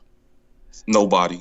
Try to think of no, that's not a funny answer, but I have no idea. Who is a dislike? You know what I like? I would like to see what's that girl that ran off? What the hell's her name? I can't stand it. Oh, Cheyenne Bice? Cheyenne Bice. Oh, what a cunt she is. Anyway, that's who I pick. Get her ass beat. Of all fighters, you choose Cheyenne Bice? Yeah, kick Cheyenne Bice's ass. Kick her ass. Yeah. Anyway, what do you think about like this crazy stuff that's going on with transgenders fighting women, and now they're having transgenders fighting men? Like it's wild. It's wild what's going on with these crazy fights. What do you think about that stuff? Yeah, I don't think that should happen. They shouldn't be competing like that because they're much. I don't think it's fair, and I think that's the reason why they didn't want Joe Rogan on Spotify, because those comments he was making, those conversations he was having. I think that's one of the reasons why they decided to try to get him off and release those videos. But I don't think men who convert to women should compete with women. Yeah, I agree. Now it's dangerous. Yeah, and they're changing it up now. Now they're having there was one promotion I saw had a transgender woman fighting a man, which was wild. So they were going through the change, but then they were fighting a man. So it was like it looked like a woman. But you know what it is? So crazy. What I think it is? I think the world is so politically correct now that they feel like they have to put a transgender woman to fight a real woman because they're like, oh, well, it's politically correct. They are identifying as a woman. Let's make them fight another woman. But what they're not wrapping their head around is biologically, they're still different. I'm sorry. I'm trying to take you serious with that wig on. You like it? Are you a transgender right now? What are you doing? Maybe. You never know. I apologize. Life's full of surprises. What were you saying again? I'm sorry. No, I was just saying, like, biologically, they're still different. Like, their bodies are still stronger. They were born to have that high testosterone. I know you're like, you're trying to focus so hard. They, you know, like, you know what I'm saying? I don't know how to fucking word this. I hear what you're saying. I definitely hear what you're saying. Yeah. Like, I watched that episode of South Park with Macho Man on it, the strong woman competition. I didn't see it. Seen that one? No, it sounds hilarious though. Macho Man started identifying as a woman, and he was fucking everybody up. It's so good to identify as a woman. Oh God, I got to dig that one up. Is that? Now, that's funny right there. That's comedy right there. That's funny. Oh, Okay. I had a question about your comedy. Did you ever have any like warm-up routines or any like weird, quirky things that you did before you went out to do a routine? No, I'll just like, man, don't fuck up. Make sure you do this right. You're gonna do great. I'll say things like that. Like you got this. You got this. Yeah. Have you ever had a complete dud night where where the air was just completely dry? Yeah, I did this spot called the J spot with J. Anthony Brown. Man, I bombed so hard. He went up there and he started clowning me. And then he said, "It's all good, brother, man. I got to bring the crowd back because you took him away." So did you use that as like a learning lesson, or did you just go, all right, maybe I'm not going to do this anymore? No, a learning lesson because I didn't work that material out first. Yeah. I should have tested it out more. Mm-hmm. Interesting. So you just got to work it and see how people respond to it. Yeah. Yeah, it's interesting. I always find that interesting. I find comedians and or anyone just trying to even dabble into comedy, I always find it fascinating because there's always that risk of things going horrifically wrong. And it's almost like you want to like give them a hug. Like I've been in places where it's like I feel really bad for this person. I want to get on stage and just give a nice warm hug, you know? Has anyone gotten up and gave you a hug? No, not a hug. Somebody they give me a high five. Yeah, good job, man, good job. Yeah. So luckily, I found this picture. I know this is like I'm all over the place, but what I was talking about before, Raquel Pennington. I want to bring this up to Jesse. Raquel Pennington, Tisha Torres. They were sparring together and talking about this hard sparring. They probably never get into a fight at home because they have the ability to beat the shit out of each other. To beat the living shit out of each other, Jess. Right? So this is probably the key to a great relationship. No? Hell yeah. Yeah. Right? Yeah, beat the shit out of each other, man. So listen, maybe being a lesbian is not so bad, right? I think I might have to be a lesbian, Jess. I don't know. I don't give a shit if you're a lesbian. I'll beat the shit out of you, Moss. Okay, there we go. I'm officially a lesbian. All right. Anyway, Maurice, hey man, listen, it was a pleasure having you on. Good luck with your channel, and it's Maurice Spears. We got his @ over here above the TV. Go check him out on YouTube. Go binge through his videos. Hit the like button. Share the videos. The whole deal. Now's the time. If you'd like to just shout anything out, you can do so. Yeah, I gotta follow me on Instagram. So at Maurice, at Maurice_Spears, and then look up my website called Mohouse Media, and I write articles on there. So I wrote an article on the Israel Adesanya Robert Whittaker fight. So I got articles on there. So check that out, and check out my other YouTube page called Mohouse Media. Oh shit! I didn't even know you had another. You have another page? I got 3. I got one called Mo Spears Music, and that one I do pop culture remixes. Oh, okay. I'll check that out. I'll make sure to subscribe to those as well. Mo Spears Music. Do you see his right there? Yeah, I'm gonna go. Yeah, I'm trying to get money from like 3 different channels. I'm trying to get all that money. Blame you. Smart man. Especially, you never know. Like one channel, God forbid, one video happens where it screws things up. You gotta. We have 3 channels over here, so we get it. Oh my God, Mo Spears. Okay. Oh, here it is. Okay, Mo Spears Music. All right, we'll subscribe to that as well. Look at that. There we go. It's you with a keyboard. Look at that. I like these pictures here. Do you take these pictures yourself, or like who? No, this one guy took it for me. It's pretty cool. Nice. I tell you what. That remix I made right there with the brontosaurus, man. People are sleeping on that one. Oh, what is this, Jurassic Park? Yeah, no, the brontosaurus sounded like it was singing. And I'm like, hey, I could flip that into a beat. What? I made a slow jam beat out of it. Oh, that's awesome. Moss, it looks like you already watched it. Did I go on this one? I thought this was on this. I was searching your oh, I must see Mo this. Spears. Yeah, let's go on this and see what we got here. It starts off a little slow, but just give it a chance. All right, here we go. I could see. Oh, it's Jurassic Park. Look at this. Oh, yeah.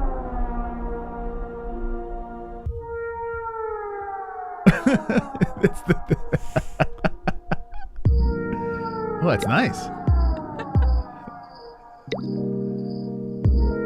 What kind of drugs are you on when you make these videos? I mean, I feel like I'm on mushrooms. Yeah, a lot of you think I'm on some dope or something. Like, what are you smoking? This is something.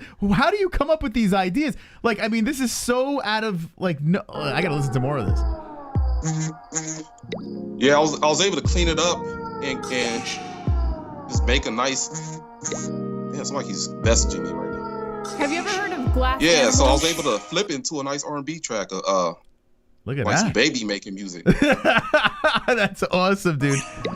Look at this. Yeah, just check that out, man. I feel like y'all people should show some more love to that. Then I got hit the dinosaur singing right there. Yeah, it's got actually a catchy beat. It goes into a catchy beat. Now just add random pictures and gifs in there. Yeah, that's cool. Yeah, I get it, man. That's cool. Have That's you ever cool. heard of the music group Glass Animals? No, I haven't heard of them. So the beginning of that song is actually very close to their kind of music. Actually, one of their albums that they did. You should listen to them if you like, starting songs off like that or any kind of tune like that. I would highly suggest giving them a listen and just seeing what you can kind of pull from them. Wait, yeah, I'm looking it up now. What's your music inspiration when it comes to making songs? Like when you were growing up, what were you listening to?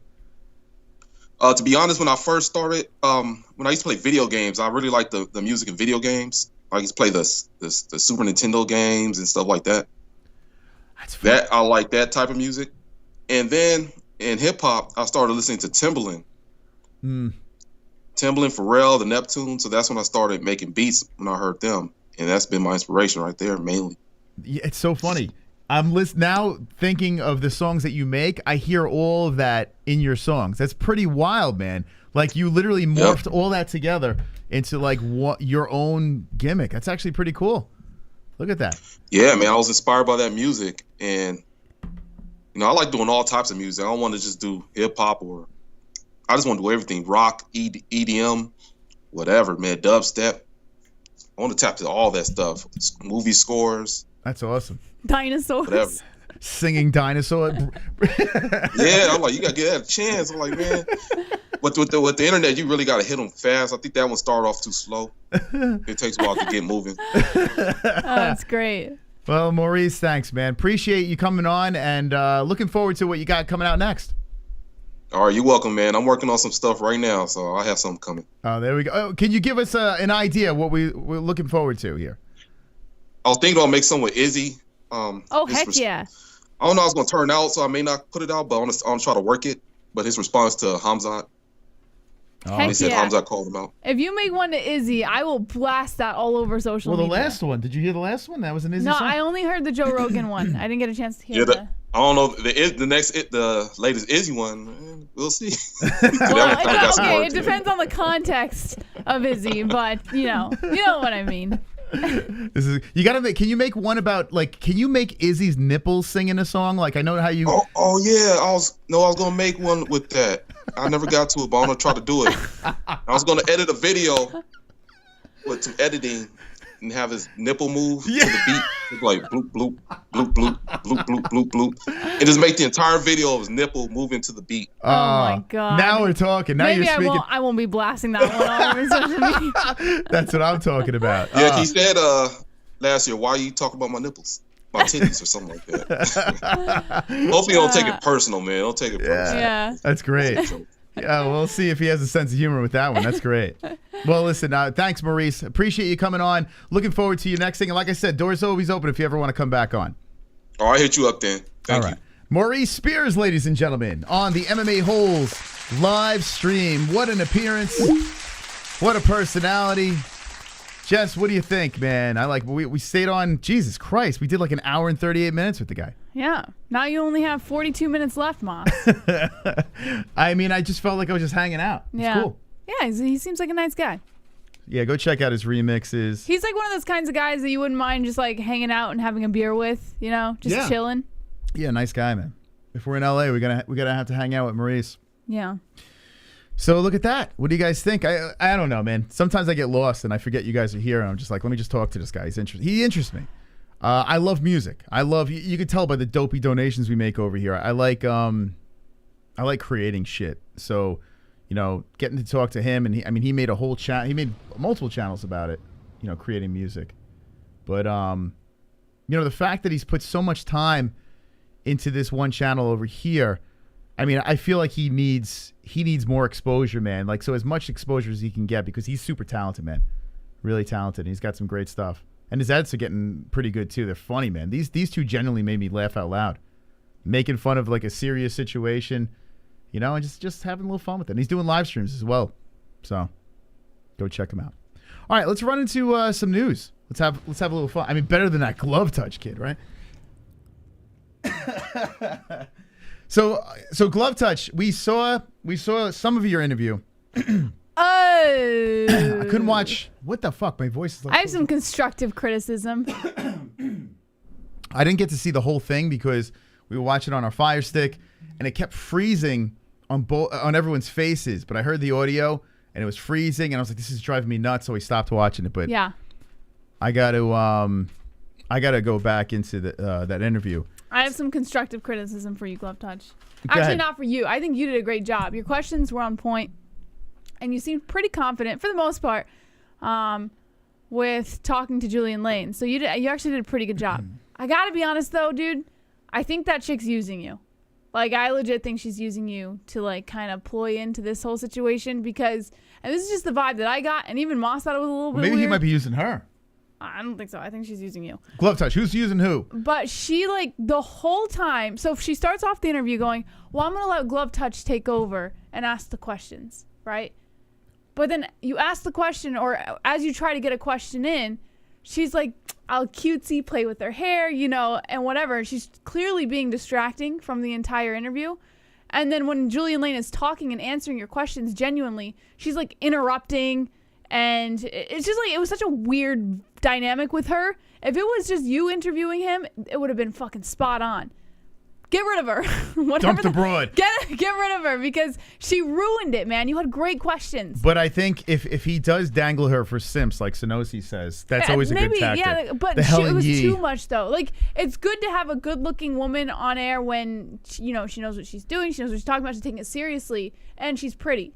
But if she's fucking distracting from the entire interview to the point where she's fucking doing this every 2 seconds and like, like, it's fucking annoying. It makes you want to fucking punch her in the face. You know what I mean? So to back Jessie up a little bit, I was the one that was shitting on her. Jessie was actually defending her. Well, no, I did say she was trying to get his attention. She was flirting a little bit. Yeah, no, but yeah, clearly the girl she was flirting so hard with Julian Lane to the point where it distracted from the entire interview. So weird. Like, she was like, I mean, it was uncomfortable. It was like actually uncomfortable. It was a little. But in fairness, how many interviews has she done? This might be her first interview ever. So you got to cut her some slack on that. If he got rid of her, then it would be the best interview ever.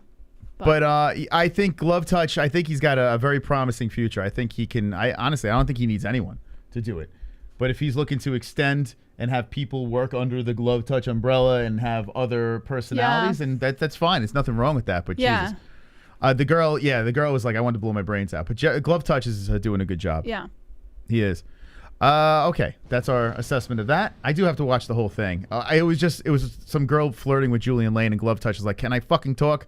So, no, see, it's a good idea. If you're going to keep her, like, just rehearse it, or maybe, like, you know, step up a little bit and be like, listen, you know, this is the way that it should go, or create some sort of dynamic so that it's not so distracting, you know? Because she could be a good asset, but what she was doing was so fucking distracting. Like, and actually, like this?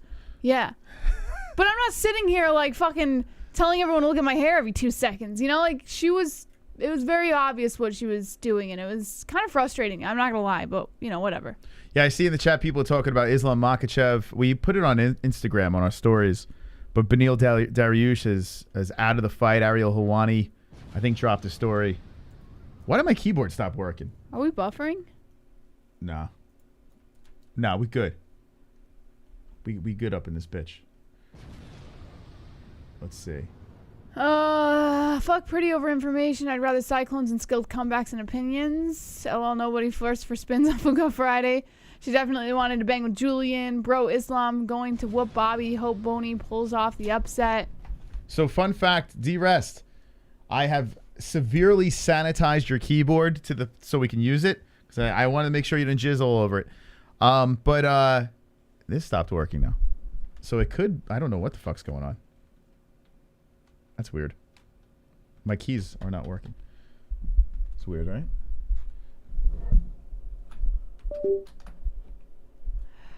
Jess, you are not Glove Touch's mother. Let the kids slam the hotties.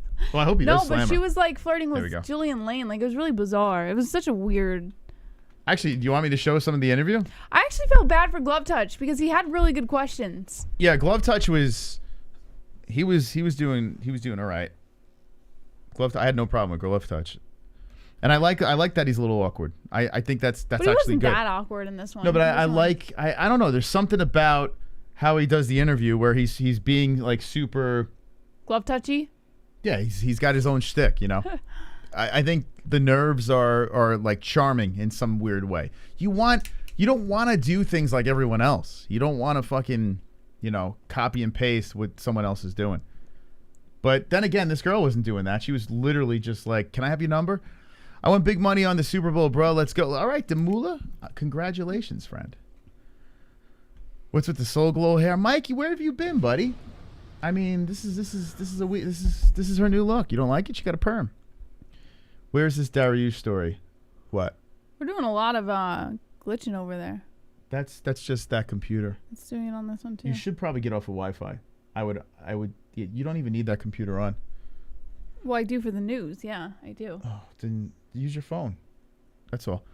Are we buffering in the chat? Let us know. I want to make sure that we're not buffering. But all right. So what were we talking about? The Dariush thing. Whoa. You gotta beat your meat. Spank away, spank away. Ariel, Helwani. The meat. You gotta beat your meat. Ariel, Helwani. Slap that dick. You gotta beat your meat. Ariel, Helwani. Shots fired. You gotta beat your meat. Ariel, Helwani. You gotta beat your meat. Dana White doesn't like me. Tropic with the back-to-back. Ariel approves of your co-host Glove Touch. Let her bang, bro. Let her bang, bro. That'd be fun if Julian Lane and her got it on. Yeah. Where can they find? Thank you, Tropic Tom. Appreciate that. Look at that, Tropic coming in with the banger. Where can they find that interview? I don't know. You're the one who turned it on. Some bananas or something. Something bananas. I remember bananas. Fight Bananas. Fight, is that what it's called? I Fight don't know. bananas? Okay. All right. Are we gonna do some news here? I got all sidetracked and shit. Let's do that. Make sure you hit the fucking like button, baby. We got $1.30 in here. Hit that fucking like button. What are we doing here with the 98 likes? That is unacceptable. Unacceptable. Oh, he says it's on his channel. Oh, it's on Glove Touches? Do you want to show the should we show the interview? You want to do it? I don't care. Are we going to get fucking nailed for that? I mean, we already got the N-word video on this, so this stream could self-destruct. Do we have permission to watch that video, or are we going to get flagged? Y'all ain't trying to hook me up. I hope Glove Touch bangs the shit out of her. Right? Now that would be something else. Consensual, by the way. Well, yeah. I saw Glove Touch in the Discord earlier today saying that the age of consent in South Carolina was 16. 16? Yeah. Jesus. So he's right there, Ma. South Carolina kids starting early. 16. God damn. I didn't even know what my dick was at 16. Glove Touch, this play it? All right. But you're going to open yourself up to constructive criticism. Just saying. I mean, as long it's 45 minutes, there's no fucking... I mean, we could skip through Forget it maybe. it. I'm not going to do 45 minutes of it. 12 minutes left of the show. We're not doing a 45-minute interview. Oh. We're gonna have to get to save the show. All right, let's get into this news here. You gotta beat your meat. Yeah, that's long. Alexander Hernandez reacts to dealing with his defeating loss at UFC 271. He said, "May the Charles Oliveira gods grant me wisdom." You know, before you get into the story, the UFC event that's happening this weekend, UFC Vegas 48, which I got to look at the odds and stuff and see who I'm betting on. But that's going up against Knuckle Mania, and I have a feeling Knuckle Mania might do better than the UFC event. What do you think? Knuckle Mania's got that banging card of you know, a lot of known fighters. Chad Mendes is making his debut. You got Julian Lane versus Mike Perry. Mike Perry's BKFC debut. Who else is on there? Other people are on there. But I'm curious if that's going to actually tap into the views of this UFC fight night here that lost one main event. And look at this poster, by the way. Damn, bro. Like, you got to do Jamahal Hill like this? Right? Yeah, that's one of the stories, is that Twitter was in an uproar about the that is so unflattering. The Vegas poster. It looks like he's a couple of months in, you know? Like, what's going on? Why would they do that to him? Poor Jamahal. You know, like, come on, man. Where's his chin? I don't know. That's like he dude looking like the Grinch or some shit. Like, I don't know what's going on here. But like, even the shadowing's all fucked up. Like, it's just so unflattering. Why are they gonna do that to him? Yeah, that's kind of messed up. Right?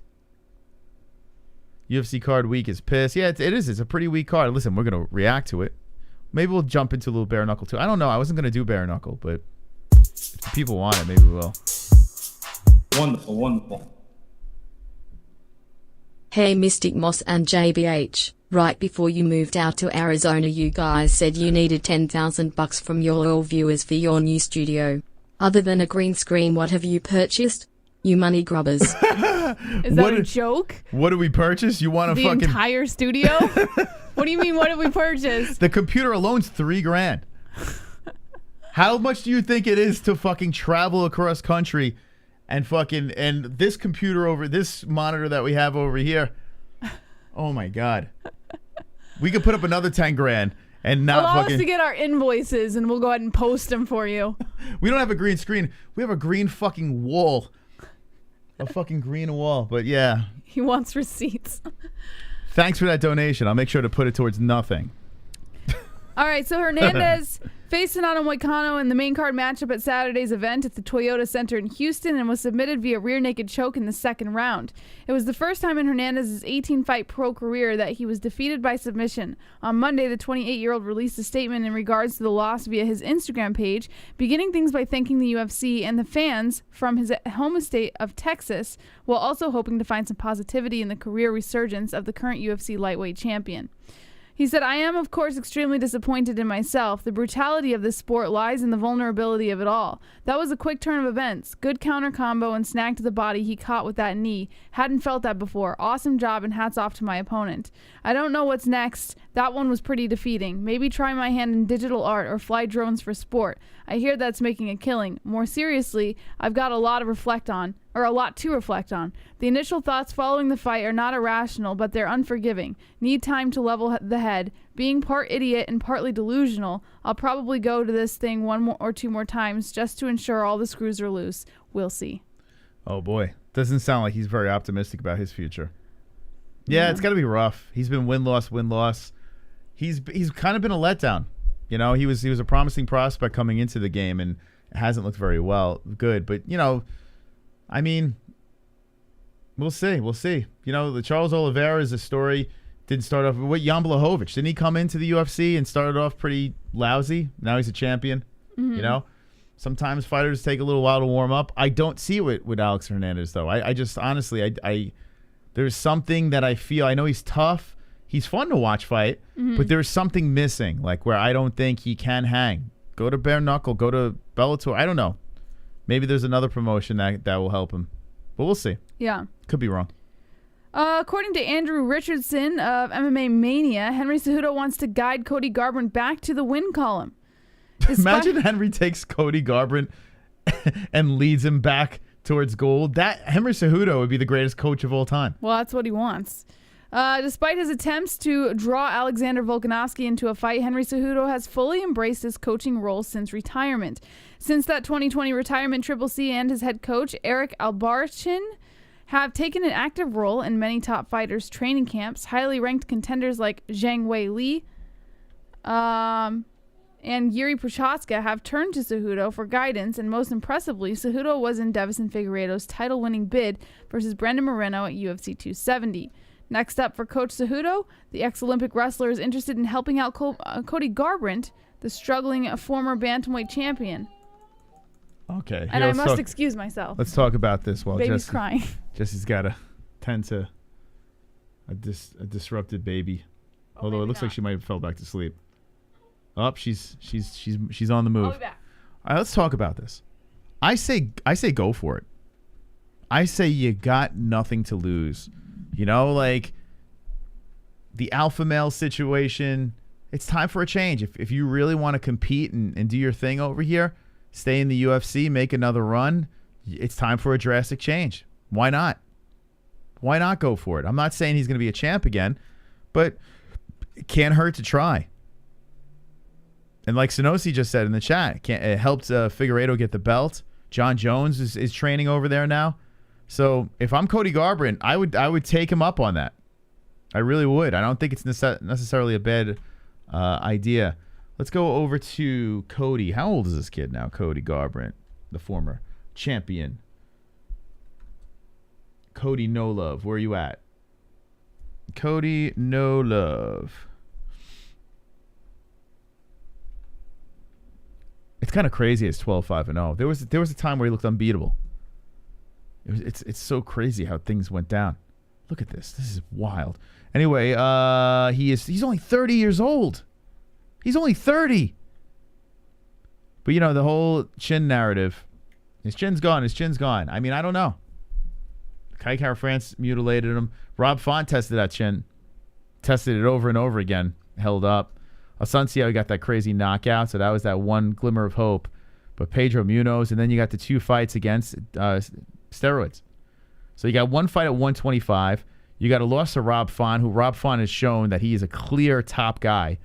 Maybe not quite the champion, but top guy. You know, he can hang in that mix, holding a gate, keeping that gate. But I mean, he lost to all really good guys, and the guy he lost to at 125 is a stud. Kai Kara France is pretty good. You know, so switch up camps. You're 30 years old, but this is nuts, man. What a weird, bizarre. Like he came in, hit the ground running, just knockout city. Look at these knockouts: 1, 2, 3, 4, 5, 6 knockouts going into his first UFC fight. Marcus Brimage, the GOAT. And then he has a decision. Then it's knockout city again. Knockout. Fights Dominic Cruz and has the performance of a lifetime as he had a unanimous decision and just showboated his way to victory in 2016. Then you had the blemishes, the 2 in a row to a guy that was clearly guilty of steroids. Pedro Munoz was a guy that was on steroids, that was guilty of steroids as well. And he bounced back to beat Asunciao, who is a tough competitor in his own right. And then loses to Rob Font. I mean, if you look at his losses here, it doesn't look good on Tapology, especially the fact that 4 of them out of the 5 losses are knockouts. 2 of them to a steroid user, 3 steroid user. One was a decision to Rob Font, who was a fucking stud and did everything he could do to knock Cody out, and Cody stayed on his feet. And then Kai Kara France just mutilated him at 125. And you can attribute that to the weight, cutting down to the 125, being drained, the whole deal. So at 30 years of age, it's not quite over. There's a glimmer. It sounds crazy to say it, but who knows? You go to a different camp. You go to Henry Cejudo that clearly knows what he's doing over there. Give it a shot. Let me see what the chat says. I'm curious. I know people are kind of over Cody, but he's only 30 years old. You're acting like he's in his late 30s, 40 years old, or some shit. Look at all them L's. Yeah, well, I explained the L's, and I don't think they look that bad when you really do a deep dive on them, you know? Garbrandt seemed unstoppable after being Cruz. I mean, it was just nuts, man. The whole rise up, he looked like a fucking machine. And then he peaked at that Cruz fight where you're like, this guy's never going to lose. Garbrandt seemed unstoppable. I saw that. And he wanted Sugar. Yeah, no, he doesn't really want Sugar. Like, he wanted before the last fight. He was talking about it. Now I don't know what the hell he wants. What happened to No Love become champ and lost his light, says Colm Monaghan. Triple C is real, young enough to turn it all around. Yeah, 30. He's just 30.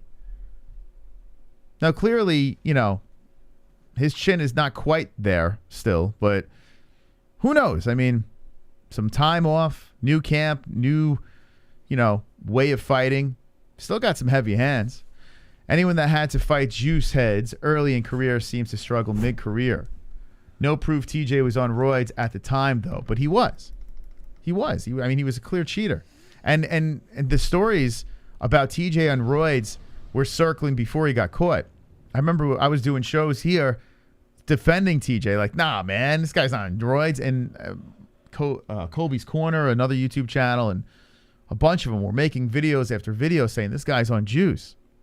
And I was dismissing it over and over again. And then you had Cody Garbrandt and teammates saying that this guy was sticking in the locker rooms and whatever. People were ratting him out. So, I mean, who knows? Who knows what's going on? So I think he was playing. He was dabbling in some stuff. His ex-stripper wife will divorce him and take everything. Oh, my God. Was she a stripper? I mean, I could see. Oh, my God, look at that poster. By the way, OBS has a new effect, right? So look at. I just used it. I figured I'd use it on that. It looks like a projector on there. But if you go to this, like this is how it normal looks. Like I put just like a JPEG on the wall over there. Just check this out. Look at this. And then I put this effect on it. Right? You see the poster on the wall? Have a look up for a second. See a poster? What do you think? You like that? Yeah. Okay, what about this? Oh, shit. Shit looks like a projector on that wall, right? It's kind of cool back there. Like just grab it. Grab his little belly. Grab his muffin top. Jamahal Hill. Look at that. It's not cute. It's adorable. It's pretty cool. Anyway, I don't know what I'm doing right now. What do you think about Cody Garbrandt moving camps? I don't give a shit. 30 years old. I don't give a shit. Why? Because I don't give a shit about Cody Garbrandt. All right. Well, the question is this. Would he be able to find success if he left camps, changed camps or anything? No. I think he's done. His chin's done. Everything's done. Goodbye, Wow. Cody Garbrandt. That's nice. That's really nice of you, Jesse. All right, let's move on to the next topic, Moss. Oh, my God. Okay. According to MMA Junkie, Dan Lambert understands why Amanda Nunes left ATT, saying, I support that, and I hope she does well. Dan Lambert's American Top Team has recently seen the departure of UFC champ, but the gym owner fully understands and supports the move. After Amanda Nunes dropped one of her 2 UFC titles by losing to Juliana Pena via second-round submission at UFC 269, the former champ decided it was time to move on from the gym she called home for over 7 years. On the surface, the move may have seemed like a knee-jerk reaction, but Nunes explained she always did things separately while at ATT. From Lambert's perspective, he has no issues with one of the most successful fighters to call ATT home, moving on to start her own thing. He says, as long as it's a good fit for us and it's a good fit for the fighter, we do great things together if we can. You think she's going to train with Colby Covington at MMA Masters? Maybe. He said, if it's no longer a great fit for us or them and somebody's got to move on, we have an open door policy. If somebody doesn't want to be at the gym, they're not going to be at the gym. Amanda decided she wants to start her own place and be a coach, maybe set something up for post-fighting career. I support that, and I hope she does well. Okay. Thank you, Dan Lambert. I don't like looking at this guy. So I'm going to move on. Okay. According to MMA Fighting, Brock Lesnar admits that he probably should have gotten paid more in the UFC and compares working for Dana White and Vince McMahon.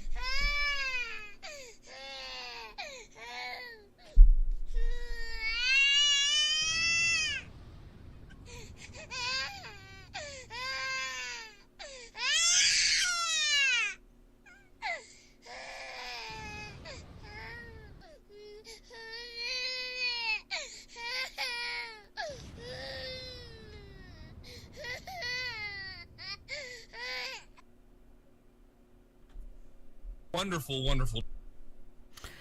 It's almost impossible to fathom everything Brock Lesnar did in the UFC in less than 4 hours of total time and only 8 MMA fights. A heavyweight champion in just his 4th professional fight, Lesnar quickly became one of the biggest superstars in UFC history.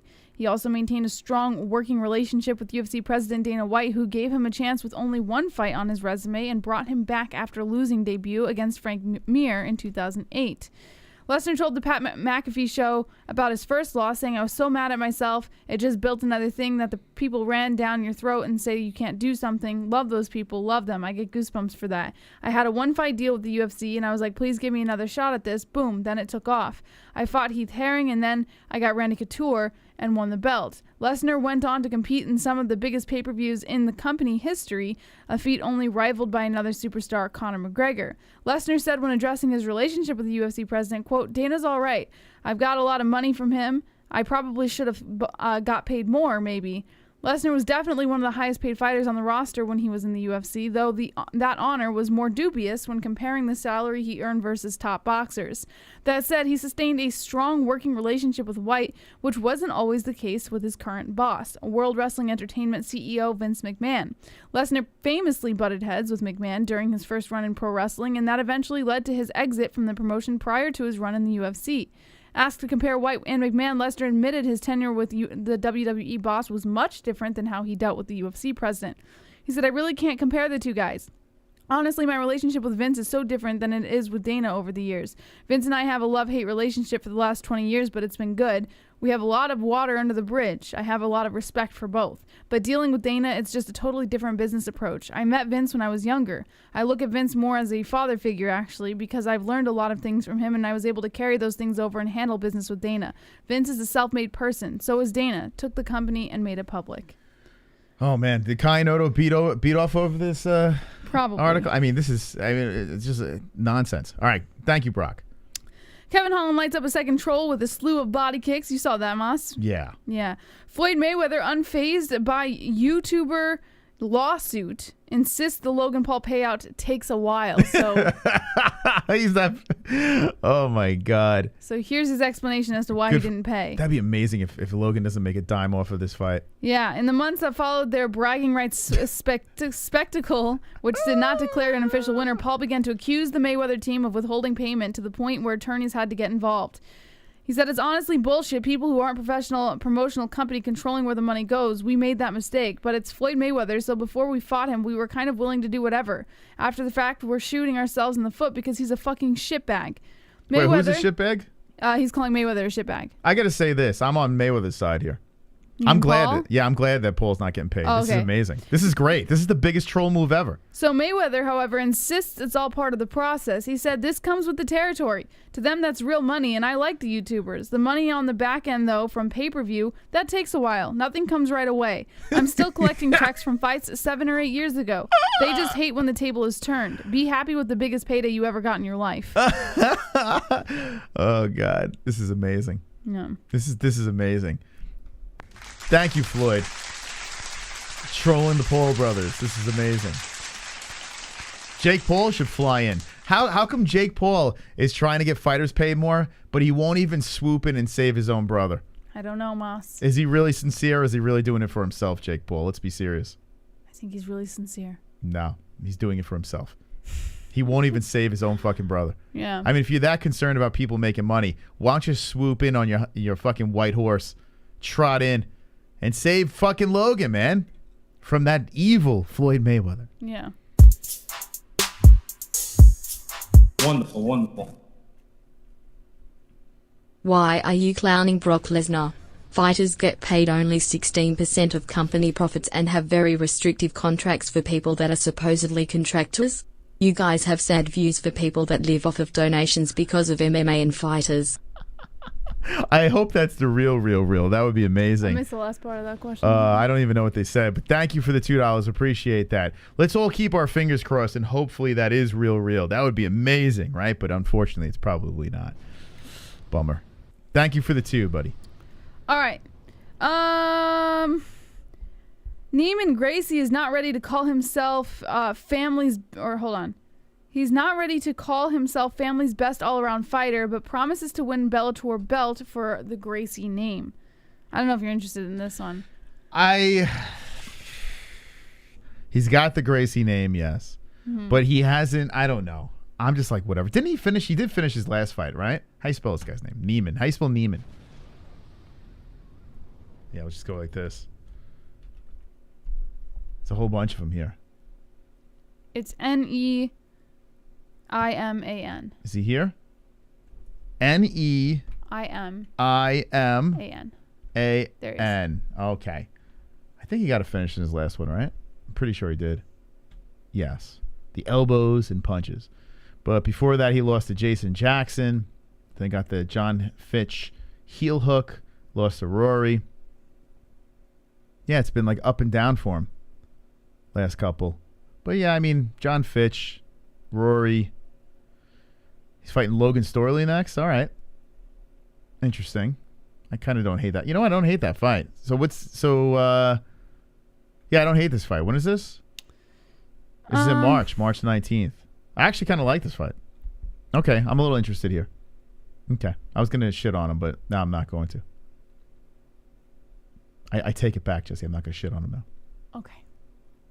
He gets so a then pass. do you want me to read the story or no? Oh, sure. Give it to me. All right. The legend of the Gracie family was built in a time where Tudo fights were used to prove one martial art was better than others, turning jiu-jitsu into a must for anyone who wanted to become successful in the sport. Decades after fighters realized they had to train in every discipline in order to dominate in what became mixed martial arts, Neiman Gracie stands out as the most successful Gracie of the era to come out of that esteemed clan. Speaking on this week's episode of MMA Fighting's Portuguese Language Podcast, ahead of Friday's Bellator 274 main event with Logan Storley, Gracie was posed a question: is he the best, most well-rounded Gracie fighter to ever compete in MMA? He said, I've heard people say that I'm the best MMA fighter the Gracie family has ever had, but I don't know. I don't think so. Everyone has their own style. It's my moment now. I'm more in the media and people are giving me more props. I'm happy about it.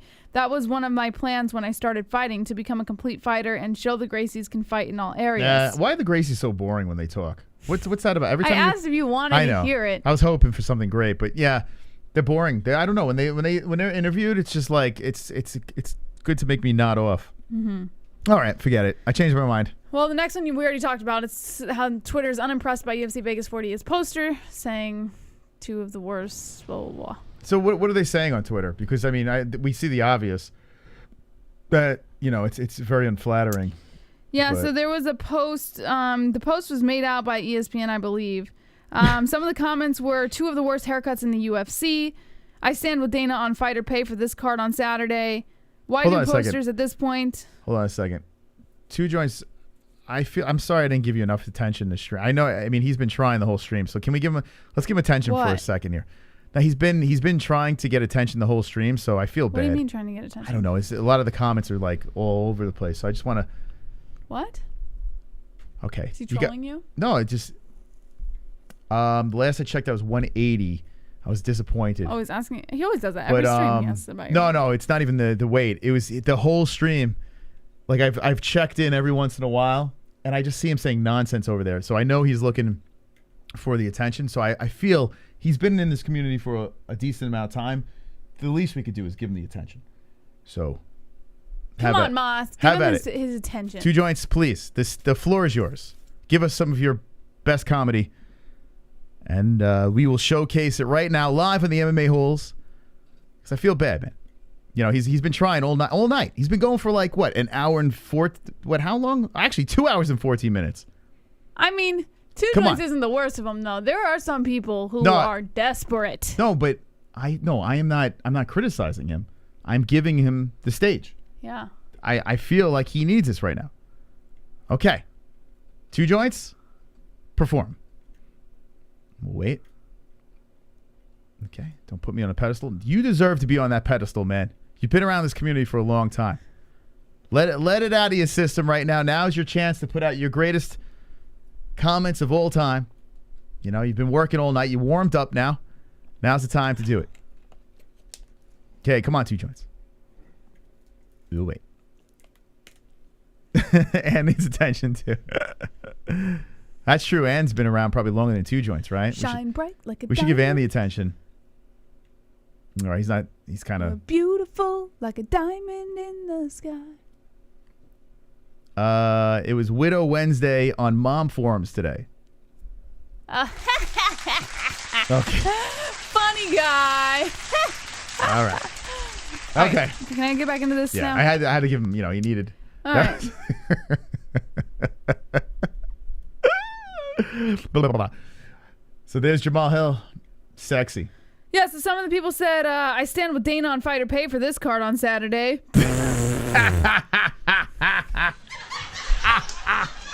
Someone else said, why do posters at this point? They suck, or they ass suck. Sorry. And there's a few others that they refused to print on this article, but. Let's see. Let's go on. This is on Instagram, so let's see. What's these are tweets.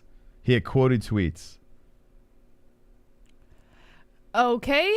This card doesn't seem very well put together. Good to see Hill in the octagon again after the Craig armbar. That wasn't funny, Moss. That's actually facts. Yeah. What? First round Walker. Not funny. Hudson Odoi Don switch career. Johnny Walker 100%.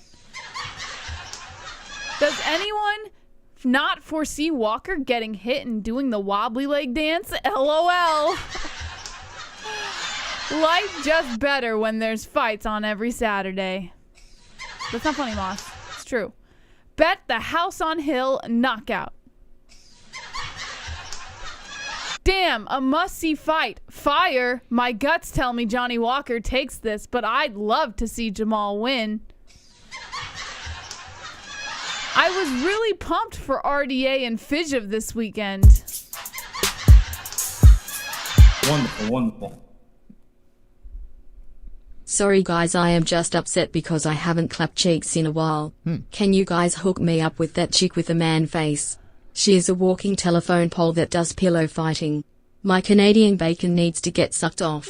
Wow. That's nice. That's nice. Thank you, Two Joints. Appreciate that. Okay, there's the tweets on this poster. Nothing's really shitting on the poster, though. A must watch. So it seems like everyone that's retweeting and saying something about it, they're not you saying... gotta go in the comments, not in the retweets. Okay. No one's shitting on the poster there, but let's see. All right, we'll go just scroll. Just scroll.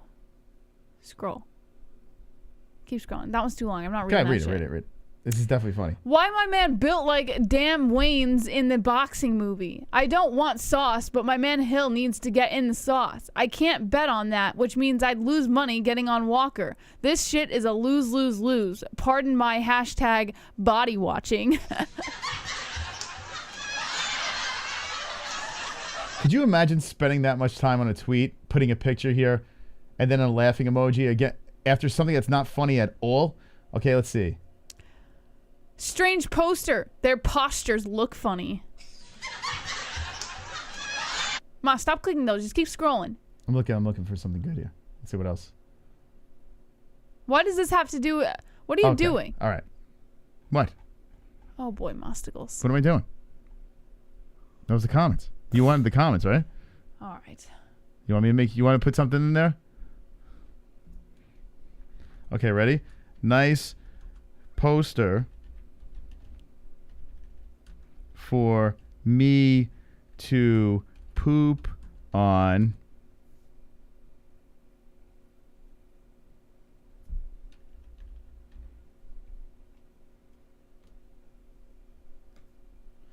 Really, Moss?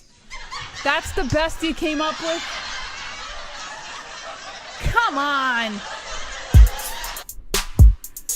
What? Wonderful. I thought that was on par with their comments. No?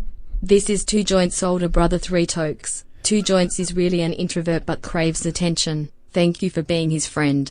Anytime, Three Tokes. We got you. Of course, Three Tokes. We got you. All right. Moving on. Okay. Oh boy. Like that's the caliber of jokes on Twitter. It's nudniks that think they're so goddamn funny. Like Twitter's so retarded. Anyway, go ahead. Conor McGregor claims he isn't much known for his wrestling. Yeah. But he says he has the best ground and pound in the entire sport of MMA. He does. He says, I don't miss. At least he's not crying like Brock Lesnar, you know? Yeah. As he continues to recover from a broken leg suffered in his last fight against Dustin Poirier this past July, the former two-division UFC champ took to Instagram to tout his vicious striking ability whenever he's dropping punches on his opponents from above. He Instagrammed a picture, this one right here, and along with the quote that says, "I have the best ground and pound in the game. My highest percent of finishes does not actually come from my standing horizontal backhand like most assume.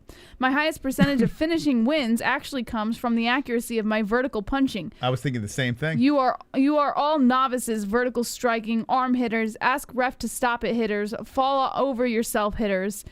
I don't miss GNP. I do not hit arms. I do not fall in. I hit soft face, head, and skull. It's how you've seen people versus me absolutely cut up, looking like they've just got a bang of a few golf balls off the tee of a driving range.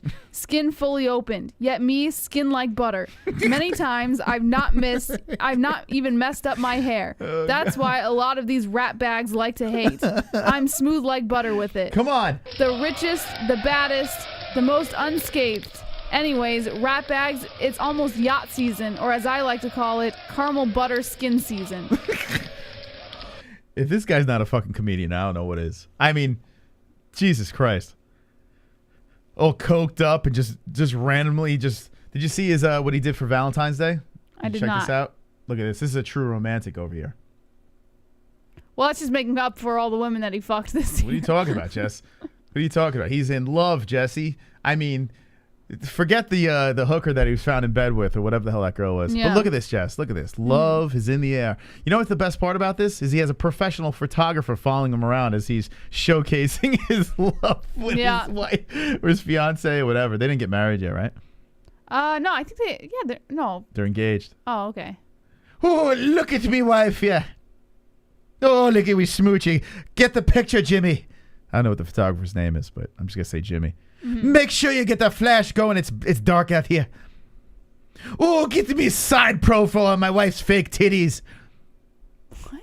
Look at the rose petals on the floor. Get us while we cheers while we watch Frozen. What are they watching? I don't know, Moss. Here's the lube. Get the basket of lube and Pringles. Get me trophy for just holding trophy.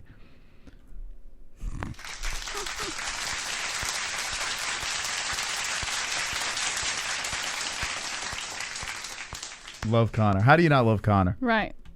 It's my hero. And we have to do a graphic disclaimer, Moss, because You saw this? No, this is a different one, Moss. What's this? Nana Moicano had on. blood squirting from his skull. It's Moicano? Yeah, during a sparring session. No, we didn't see this. Yeah. So graphic images disclaimer. They lift the rag and there's actual blood squirting from his head. You can play it. No, I don't. Hold on. I just want to make sure before I put it on here. No, you're good. You're How good. do you know? We just have to give a disclaimer. There's graphic content. So if you don't want to watch graphic content, turn it off now. Here we go. So they're peeling the rag away from his face. Wow, he looks stunned. Yeah. Oh, it's literally squirting out of his head. Yeah. Check this out, guys. Let's get a little closer. We're bringing you the content here tonight. Oh my God, how does it squirt out of your head? He just got cut in the right spot, I guess. What do you hit? Like you have to hit like a vein or an artery or some shit like that for it to squirt. A nerve, I would assume, Moss. Not a nerve. What? Yeah. A nerve. Oh! Oh my God. Yeah, that's gonna require some stitches. What the fuck did he get hit with? What did he get hit with? He didn't. I didn't see anything. I guess he just got cut. Yeah, he just got cut and then. Oof.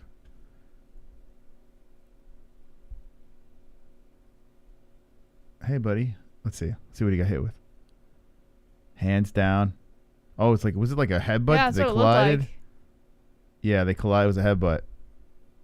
He's like, okay, we're good. We're good. I'm just going to lie on the floor and just spray blood all over the mat. Oh, man.